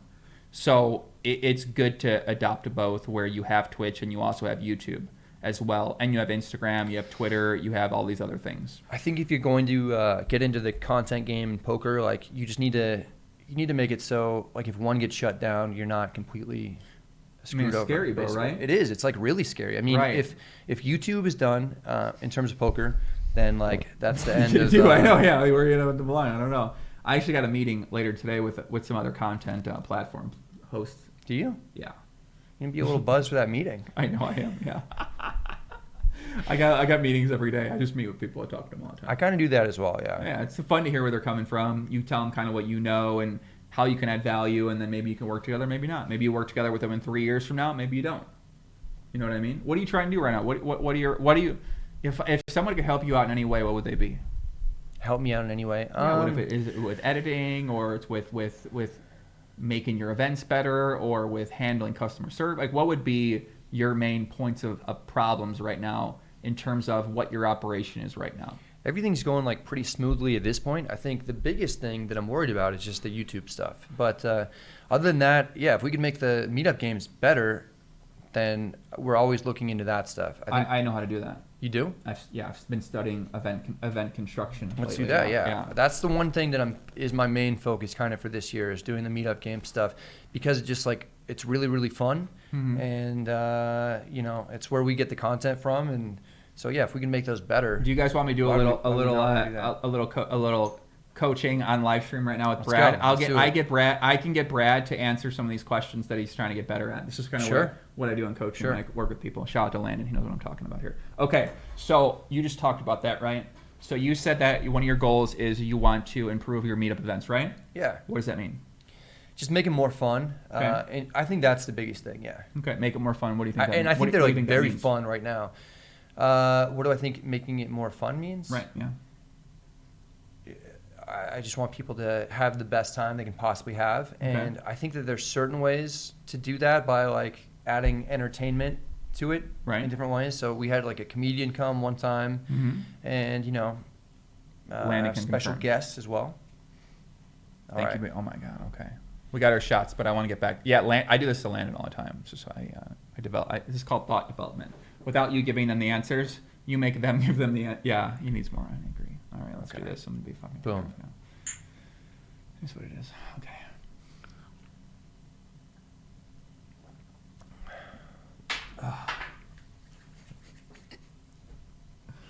Can you drive me home later? Not you, Shelby. Shelby, can you? Yeah. Shelby can drive you home for sure. Okay, so back to the meetup games. Okay, so more fun, right? So how can you make something more fun, right? What are ways to make things more fun? I think adding more people to it, more people to the mix, makes it more fun. So they get to play with people who are known in poker for a longer period of time. Mm-hmm. I think that way, adding like gifts, adding like different perks of like showing up. Right. Mm-hmm. You mentioned the comedian, any sort of performer, any sort of outside thing you can bring in that people can take in and say, okay, that looks exciting. And just giving people more Bradley dollars. If I just lose more money, I think people would have a better time there. So if people win more money, they have a better time. Yeah, I mean that's. I don't really want you to lose more money though. Me neither. I think that would be bad. So let's look at what some other poker companies do for events, right? So Run It Up Reno does an event where they have the karaoke, and they have all these other things that people can go to in addition to the poker to have a good time as well too. They're like the perfect model of like what we want to do. Mm-hmm. Run It Up Reno is so much fun. You went to your first one, what was it, November? Was that last or was it April? It was April. April. I didn't go to the November one. Okay, so so you were there. I didn't want to. We hung out. That was a fun time, man. That was a really good time. We had a really good time there. Yeah, that was fun. I saw Andrew there as well too. I saw you there. I love talking with you guys there. Is that where I think I might have met Big J for the first time ever there. Yeah. Big J. Yeah, Big J. I met Big J. Shout out to Jamin, dude. Big J. Like Big J, man. Jamin's the funniest guy probably in the poker YouTube space, in my opinion. Well, he's really out of line. That's probably why. Yeah. He's very subdued and it's probably content. So yeah, good guy. But yeah, Run Up Reno is yeah. So they do like what we kind of the spirit of what we do on like a much bigger scale, right? They have like the karaoke, they have the comedy night, they have the game nights, they incorporate a lot of stuff outside of poker into this giant like week-long poker event series, which is great. It's super fun. So I said this earlier. You and Jason Somerville are like the two biggest like hype guys in poker. You know, when I think of people, Yeah, it's funny. have you noticed that with Jason? Me and him did a podcast during the Apostle thing, and I was like, "Oh, this guy talks like me." Yeah, because he's I'm very glad that you excited. noticed that Oh too. yeah, he's very, very, very excited. He gets pumped up. I know. Like he talks to me about certain things, and I'm like, yes, this is gonna be the biggest thing in the world. That's how I am, I guess. Yeah. Okay, makes sense. Yeah, I see your point. Yeah. Mm-hmm. I got a PLO friend like this. His name's Dr. GTO Dylan Weissman. Okay. He talks to me about PLO, and I get fired up about playing. Yeah. But Hold'em is kind of what I want to play. Bro, I've been really loving Hold'em lately. I'm dead serious, man. I don't think you should tell people that. Why? Oh, PLO is my brand? Yeah, that's a good point. Okay. I hate fuck Hold'em, right? Okay, no, I'm kidding. I can't. No, it's a lot of fun, man. I know. God, I love 3-betting these people with random hands. It's so much fun. Last night, I'm I'm waiting to I 3-bet one time out of line, and I got 4-bet instantly. I'm like, this motherfucker. Yeah, that happens, King man. 8 suited. I'm like, oh my God. But it's a real fun game, man. I don't know. I see why people enjoy it, though. But it seems much more fun to play Hold'em or PLO when you don't need to worry about making a living from doing it. Did you get into? You must have got into Hold'em first, right? Before Yeah, PLO? I started playing 5 cent, 10 cent on PokerStars. And then you just are like, you know what? I enjoy having twice as many cards. No, I wanted to get Supernova Elite, so I was playing 3, 6, and 5, 10 on PokerStars at the time. I was playing 24 tables, and I said that I can get Supernova Elite easier at PLO, so I switched to PLO. Oh wow, that's interesting. Yeah. Huh. But I didn't really. Indirectly, it was a lot softer at the time, so it was smart that I switched there. But Clearly, at the it's time, worked out well for you. Right. Okay. Very, very well. Yeah. You got that. You cashed that main event. Was that last year or 2 years ago? That was the Pot Omaha main event. I believe Yeah, you're that's what I speaking mean, about. yeah. Yeah, I almost final tabled that. Yeah. Yeah. But Boom. I didn't know what I was doing when I got under 30 big blinds. So. Yeah, I don't know. Which indirectly led me to playing for about 6 months short stacking, and I fucking made a lot of money. So it is what it is. But I like how it is what it is, but what it was you crushing, apparently. yeah, I don't want. It is what it is, but it was me just fucking wrecking people. Yeah, I don't want to advocate short stacking, but I didn't know how to play short stack, so I started playing 50 big blind PLO on Ignition because for 10-20 the min buy-in was 1,000, and I never bought in for 1,000. I always bought in deep, but I didn't understand short stacking. So my way of getting better at it for tournaments was I would just play it cash. So I started playing cash, and I was like, oh my God, these guys are making so much mistakes. And then I realized I'm one of those fucking idiots who played deep stack who was playing against short stacks ineffectively. So I'd call 3-bets too wide, I'd stack off way too wide, and you could exploit the certain players who were doing this too wide and who were calling 3-bets too wide. Just you could destroy them. So what you would do is you would constantly 3-bet against these guys, and they were just making the wrong decisions post-flop, and you would be printing money. Way too much strategy, but I don't play much PLO cash anymore, so it is what it is, okay? Yeah, it is what it is. Too much strategy. You got some more questions? You want me to give us some more strategy? I would love it, dude. Okay, I know ask me nothing about PLO. Like Okay, what do I you wanna literally fucking almost know. From what I know about PLO, playing the nuts is like super important. Yeah, for beginners. Yeah. Yeah. But I mean, probably for beginners of like any sort of the way I would not that's not specific to PLO. Probably like for any maybe like any poker game, like playing the nuts. The way I would sort of think about it is that you want to learn the game by playing top of your range, and then as you get better at playing the top of your range, then you start expanding the range of hands that you can understand how to play. That's the same thing with Hold'em. Right. It's like that for poker. Whenever I teach someone, I say play very tight, and then learn how to get value for your hands, and then once you get value for your hands, you start working in some more bluffs, and then you start building up your game from there. But a lot of players, they want to play a wide range, so they want to start playing all these marginal hands out of position, and then they want to learn how to c-bet and turn barrel with these type of hands. And what happens is that they never learn the proper fundamentals of the game, so they don't know how to make money with the top of their range, and they sure as hell don't know how to make money with the middle part of their range. So they learn the game all fucked up, and it usually doesn't work out very well for them. So what I like to do is I like to have 3 different styles, right? So I could switch my styles up anytime I wanted to. So I'd have a very aggressive style, I'd have a more average style, and then have a super tight style. And you consciously go from one to another all the time. Yeah. So there'd be some times where I'd play where 2 weeks would go by, I'd play super aggro. 2 weeks, next 2 weeks, I play really tight. Do you do it mid-session ever? Yes, 100%. Yeah. Okay. Yeah. When you can feel some regulars kind of getting a little advantage over you, or they're kind of understanding what you're doing, you switch it up completely. So then in the moment, these players are assuming that your ranges are very wide because they've been seeing you 3-betting 15% during the session. But in reality, you might be 3-betting 15%, but your stack off range has tightened up significantly because they're adjusting by stacking off lighter against you. Okay. So your ability to read this in the moment is complicated and hard to teach, but when you get really good at it and you play millions of hands, you get a lot better at this. Whereas now the strategies have changed a little bit because now it's like you want to, you can kind of play this equilibrium strategy, but when your opponents make the deviations, you take advantage of it when you have the proper party at range. But you don't mind being exploited because in the long run they're making mistakes. Yeah. So now there's these different. And we fucking crush everybody. Exactly. We fucking wreck everyone's world. Exactly. And we win all the goddamn money. Is that what you're doing? No. You win in 2020 or what? Am I winning 2020? Are you winning in this year? Oh, yeah. I mean, I've won more this year than Are you all trying to win last more year. than you won last year? It's not hard to win more than I won last year. I've already might be. surpassed that. Well, if you're not trying to, you're going to lose. No, I'm always You told trying. me earlier that your goal was you don't know what your goals are, so that means your goal is you don't mind losing. You're making a lot of fucking. I don't think that's true. Well, tell me it's not true then, so I It's know. not true. I want to win. Okay. Who doesn't want to win? Plenty of people don't want to win. They say No, they want to win, but they don't no, really I don't want to think win. that's true. You sure you want to win? I'm 100% sure that I want to Well, win. what are you gonna do about I it? hate losing. What are you going to do about it? I'm gonna start winning. How are you going to ensure that you're able to win? Because No, I've been doing well lately.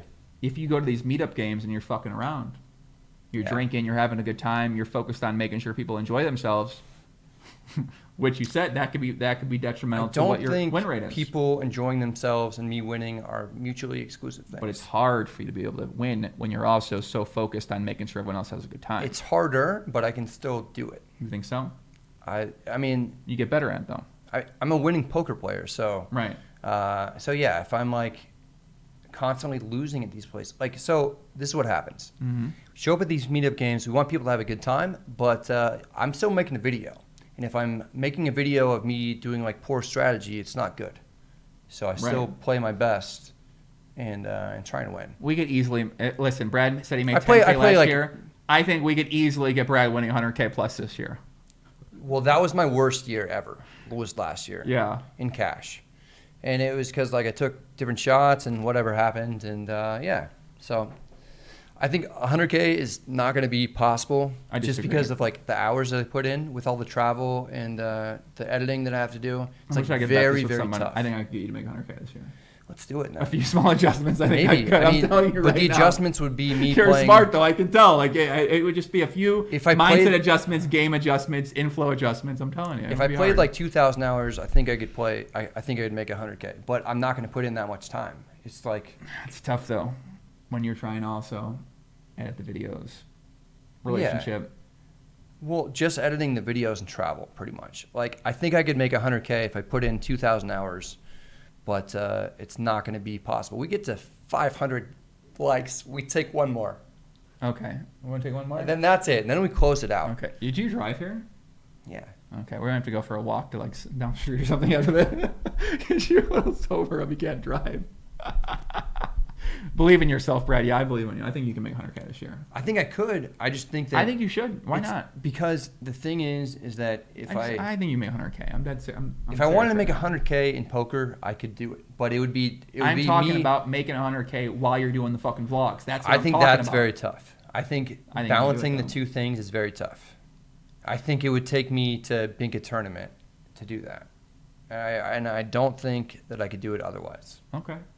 Well, I'm not saying it's impossible. I got more faith than you do for sure. Thank I'll tell you you. that right now. I think you make 100K. Maybe like you, but yeah, you're such a positive guy. I think you make 100K. Maybe I talk to you every day. You call me every day, like 8 in the morning. You'd be like, Brad, wake your ass up. Get down to Bellagio. Play that 5-10 game. Let's go. Yeah. But I don't think you're going to do that. I could do that. I mean, all my friends, like my girl Pam Maldonado, shout out to Pam. She used to work Poker News. Now she works for Odd Sharks. She called me up yesterday and she's like, man, you know, she was thinking of content to put up for, she does a lot of sports betting stuff.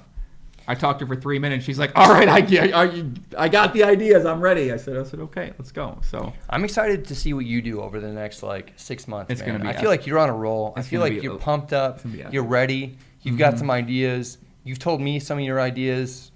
Let's go. I can't wait. Let's wreck this I can't wait. I'm excited. Poker content world. I'm excited. And brother. by let's, I mean just you. No, I'm gonna get you in the mix too. Don't worry. I mean, I like doing things with people I'm friends with, right? That's why I always did things with Doug. I just like doing things with people I enjoy being around. Yeah, that makes sense. You know what I mean? Yeah. It's not doing it by yourself all the time gets a little draining. That's why doing the meetup games with Andrew is great. I mean, like him and I like he's probably the person that I talk to the least amount at the meetup games. Andrew? Yeah, but like we have a great time doing it. We do like a recap after the mugs, and we're like, hey, this is great for these reasons. We need to change this stuff, and we both know what our role is. Like our role is to talk to other people, and like my man The Rock says, know your role, shut your mouth. Exactly. I'm glad that you brought that up. You don't watch WWE or what? What are you talking about? You don't get the reference? No, I don't. What's that? You don't really get the reference? No. Are you fucking trolling me right now? No, I'm not trolling you. I don't watch WWE. Just know the fucking Rock. Oh, The Rock. Dwayne Johnson, The Rock. Okay. You know The Rock. I know The Rock. Yeah, he's a big fan of my other boy, George Kittle, who is the tight end for the 49ers. Yeah, it's true. He is. George Kittle is the fucking man. Yeah. Yeah. I guess so. Do you watch sports or no? Yeah, I watch sports. Yeah. You do? I watch basketball. You watch basketball, but you were a baseball player in high school. I played baseball, basketball, and football. Oh, all of them. But I played baseball mainly, though. Dude, I wish we could give people a tour of the fucking studio here. Oh, I feel in like my we need to do studio? that. It could be like so you've much got a nicer. very professional setup here. Thank you. That's very nice of you. You've but got room for two of us. We both have microphones. This is a nice little spot here. Thank my you. studio is a little bit different than this. It consists of me and a computer and a camera and, well, you don't take much these days. You can do whatever you want to do. Yeah. You know what I mean? You don't need it. You don't need the intricate setup to be able to have success these days, which is cool. Yeah, but this is like pretty intricate. Thank you. You're very professional. I don't know about you that. do a great job. I'm wearing a hoodie, as you put it, and a hat. So. I mean, you could do better. I think I look pretty good. I don't know, man. We're up in my high school right here, man. I'm trying to. Yeah. You think there's Chicago Spartans and it's like, fuck yeah, these guys are repping our place real hard. They're all back home, baby. They're all crowded around the TV watching right now. Oh, Joey and Brad are doing the podcast. He's wearing a Spartan hoodie. Shout out to him. My religion class, they're fucking fired up right now watching on the big screen. Did you go to Catholic high school? Yeah. I feel like they can't teach religion unless you go into a Catholic high school. And I definitely went to Catholic high school, yeah. It was fun. I went to Catholic high school as well. What did you think about it? For me, so like I went to public elementary and middle schools before that. Mm-hmm. And so for me going to a Catholic high school, all my friends were like, oh man, you're not a heterosexual male. What? So it was like an all-boys school that I went to. But there was an all-girls school right next to it. with the other boys because there was only guys in school. Yeah, so like there's an all-girls school next to it. Junior and senior year you have classes with girls, but freshman, sophomore year you don't. Mm-hmm. So like there was just this kind of hate from like everybody from public school towards like the high school that I went to. And I was like part of that before I went to the high school that I went to. You ever sleep with a nun? No. You never thought about having sex with a nun? I never even like met a nun you never met from my high school. I had about 6 nuns. I thought about it. Did you? No. Yeah, of course not. We're talking about were there a lot of were you exposed to a lot of nuns at your high school? I had about there weren't nuns that I mean maybe at the other school like tucked away. Right, I lied. No, I'm kidding. I didn't. No, do what you got to do, man. It is what it is. I feel like you did. I feel like I definitely did, says Shelby. I did not get out of line until I turned about 19. Come on, stop it. Should we put that in the title or what? What were you like in high school? Did you play poker in high school or no? No. I was more of like the athletic, funny kid type. So I was kind of skinny. I was kind of like the same way. Before I started working out. So, you try to draw attention. I feel like I like that. It was a new school, so I didn't know as many people there. So I made a lot of friends through basketball and through baseball and through football. Yeah. So I made a lot of friends through sports. Okay. But intramurals and playing for one of the teams when I was younger. But I didn't really know that many people had that many relationships. So all my friends went to different schools. So I was kind of sad about that. It really sucked in a lot of ways. Yeah. So I would go to school, play sports, just kind of be funny, talk to girls, talk to the people. But I didn't really have that tighter relationships with a lot of the people there as I did when I was younger. So that part was really challenging to go through. So, but overall, it was cool. But I wouldn't want to do it because all my friends went to different schools. So it kind of sucked. That's what my experience was, kind of like everybody else went to a different high school that I knew, so it was like brand new in my high school. And you play like freshman football. That's what I did, and you get to know a lot of people there. Yeah, I think sports are good for that. For like you bonded over that, so you talk about what's happening professionally. You talk about what you're doing after school and stuff like that. So I think that part was really fun. But in retrospect, it kind of sucked. Going to a different school from all your friends. You got to meet these new people, and like you're a kid, you don't really know what that means. So good and bad, man. What did you do after high school? After high school, I started work when I was young, so I was working. I had 2 jobs. So you didn't go to college after high school? I went to a small college by my house for a little bit. Okay. But then my car got broken into, so I quit. Your car got broken into. I used to work, so I used to work on my car all the time. I took apart my inside of my car constantly. So I'd always rewire stuff. I loved having the systems in the car. I liked working on the car itself, the body of the car. I was obsessed with my car. Didn't you say? I thought you said you weren't a car guy. Is no, that not true? I was a big car guy. Oh, okay. I'm thinking of this car. Matt Damon interview that I saw on something last night then, and I confused it too. No, he was talking about Ferrari versus Ford, and he said he wasn't a big car guy, and for some reason, you look like Matt Damon. You have the same sex appeal as Matt Damon. A few fucking shots for the kid over here. I'm looking like Matt Damon over here. I mean, I'll take it. I go with it. But no, I was big into my car back. I had a bunch of cars. I worked on them all the time. And I would take the interior out. I'd take all the sound system out. I'd rewire everything. I'd put it back together. And then I brought it to school one day. Did you like drag races and stuff? Oh, yeah. Fucking kidding me, of course, yeah. And I would always bump my sound system, and then the shit got stolen one day. Yeah. They broke into my car. They took all my CDs. They took all my speakers. They took my TVs. And I was like, I'm never going back again.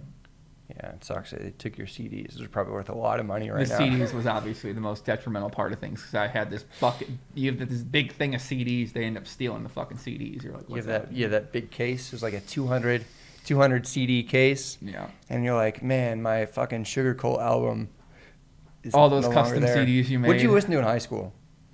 Oh, everything. I listen to a lot of hip hop, a lot of rap, a lot of R&B. Tupac greatest hits. I listen to a Bone lot of Thugs. Rap. Yeah, definitely. A lot of like Do or Die, Twista, a lot of rap. We were bumping. We had loud sound systems like Lil Jon, stuff like that. Lil Jon. Anything to do that with the bass. Lil Jon was around back then. I think he was around back then. Yeah. That was like B.I.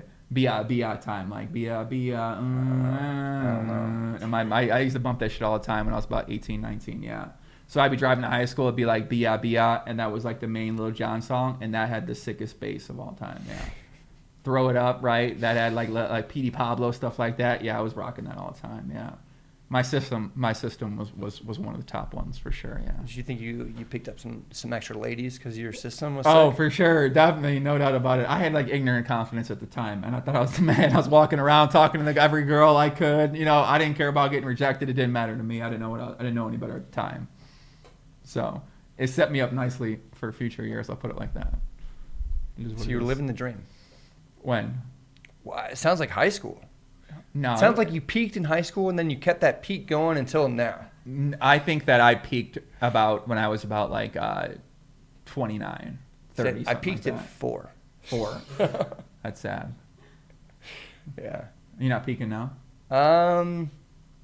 I don't know. Maybe. 3-6 had so many beats. Like, right? Like, what was like the use of the 3-6 Mafia? I didn't. Like sipping on some syrup. I mean, they had a few really good songs, right? They said to, Do or Die. Obviously, Do or Die from Chicago. They had some great fucking songs. Chicago has like that fucking like specific style of rap. The drum beat. The like what's it called? Ah man, there was this kid, this white kid. I forget what his. Oh, Lil White.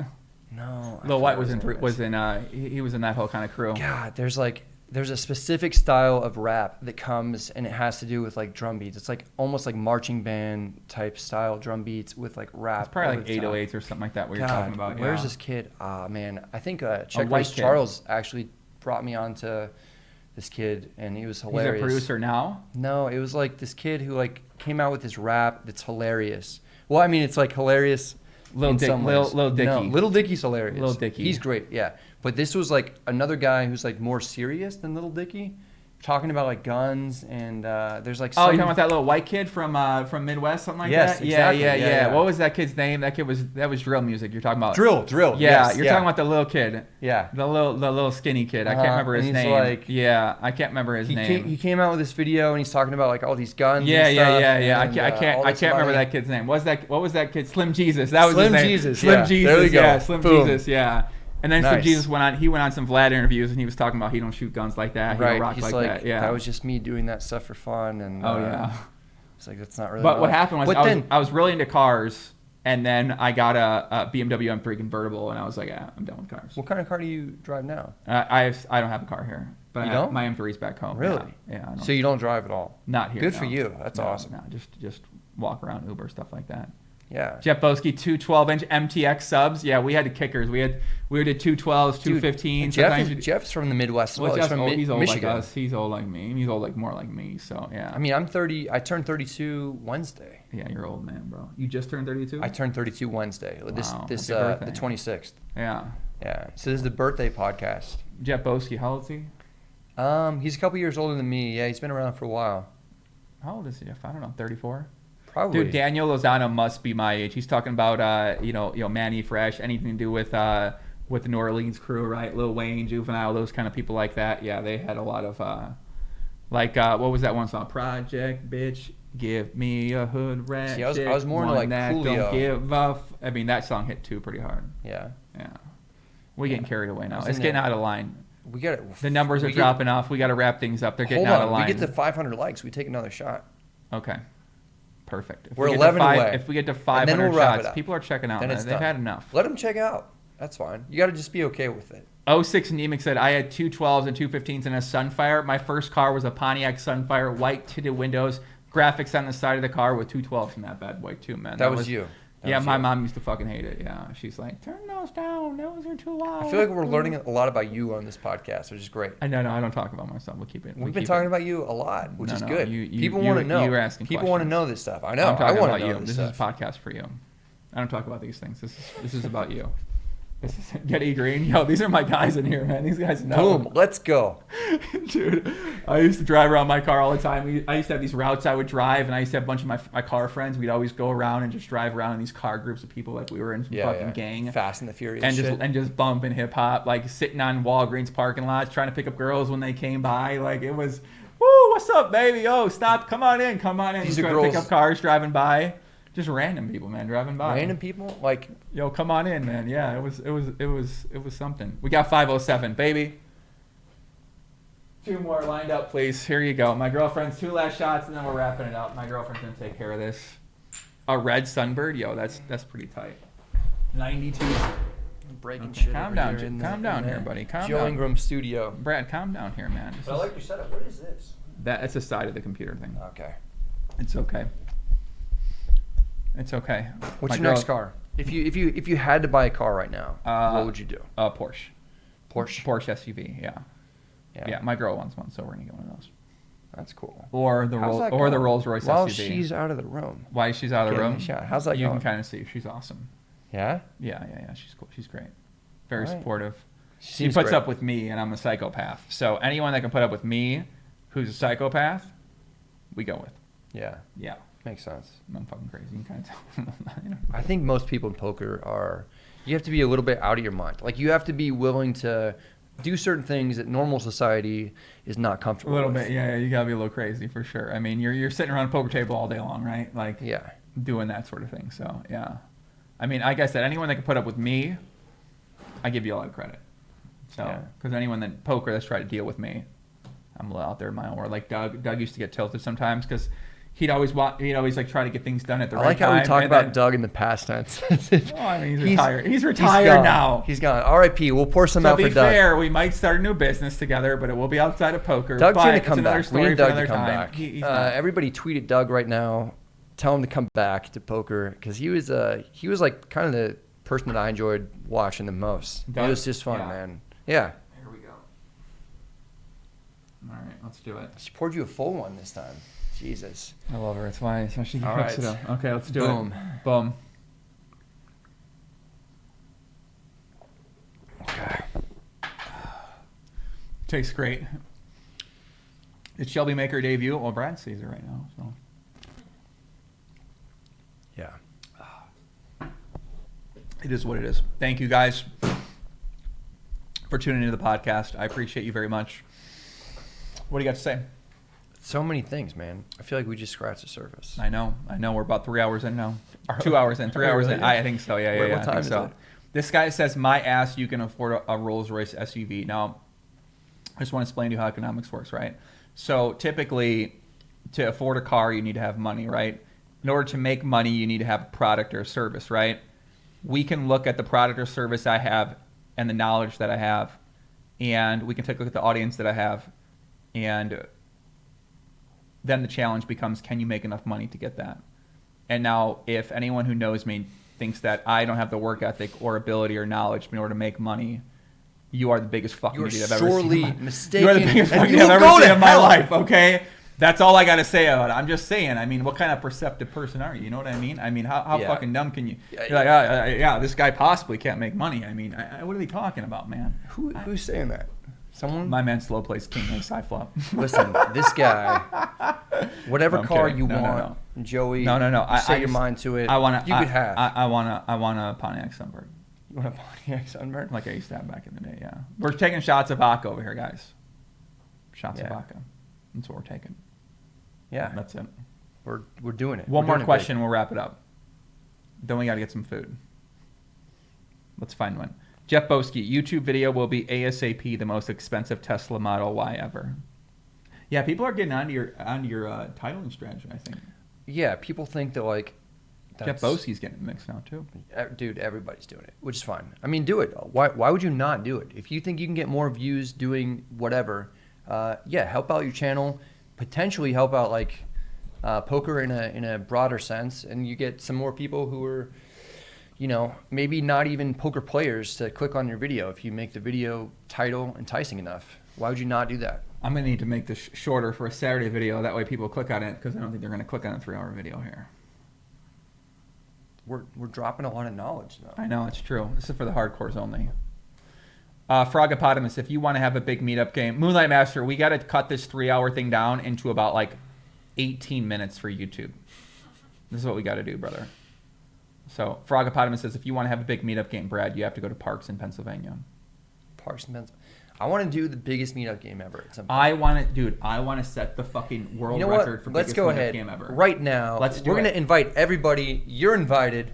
Everybody on YouTube is invited. All you guys. And we're going to figure it out. We're going to do like I think we should do a collaborative thing, right? We should. We get 10 people together. World's Everyone comes biggest together. meetup game. The world's biggest meetup game in the history of poker. It's going to be 10,000 people playing poker, living the dream. 10,000. I mean, No, that's pretty too many. ambitious. All right, let's I do think like we could get him. 1,000. I think we could get him. By the way, shout out to Jeff Boski. He did put up a video where he was at the AVN Poker Awards. He does that And every year. I got to does it- say, that was a great video. Was it? Yeah, it was fun. Yeah. The dude's out of line. He's like, I mean, he's got some courage on him. He goes to the people, he like makes them record things, they like say things, and then they I don't know, he's like, subscribe to Jeff Boski, subscribe to Jeff Boski. Like they're going around like He's stuff been like having that. hot chicks say subscribe to Jeff Boski for a long time. Is that whether his it's thing? cocktail Okay. waitresses or whatever, or porn stars. But he's been going to the AVN for a while now. Do you think he hooks up with all those porn stars?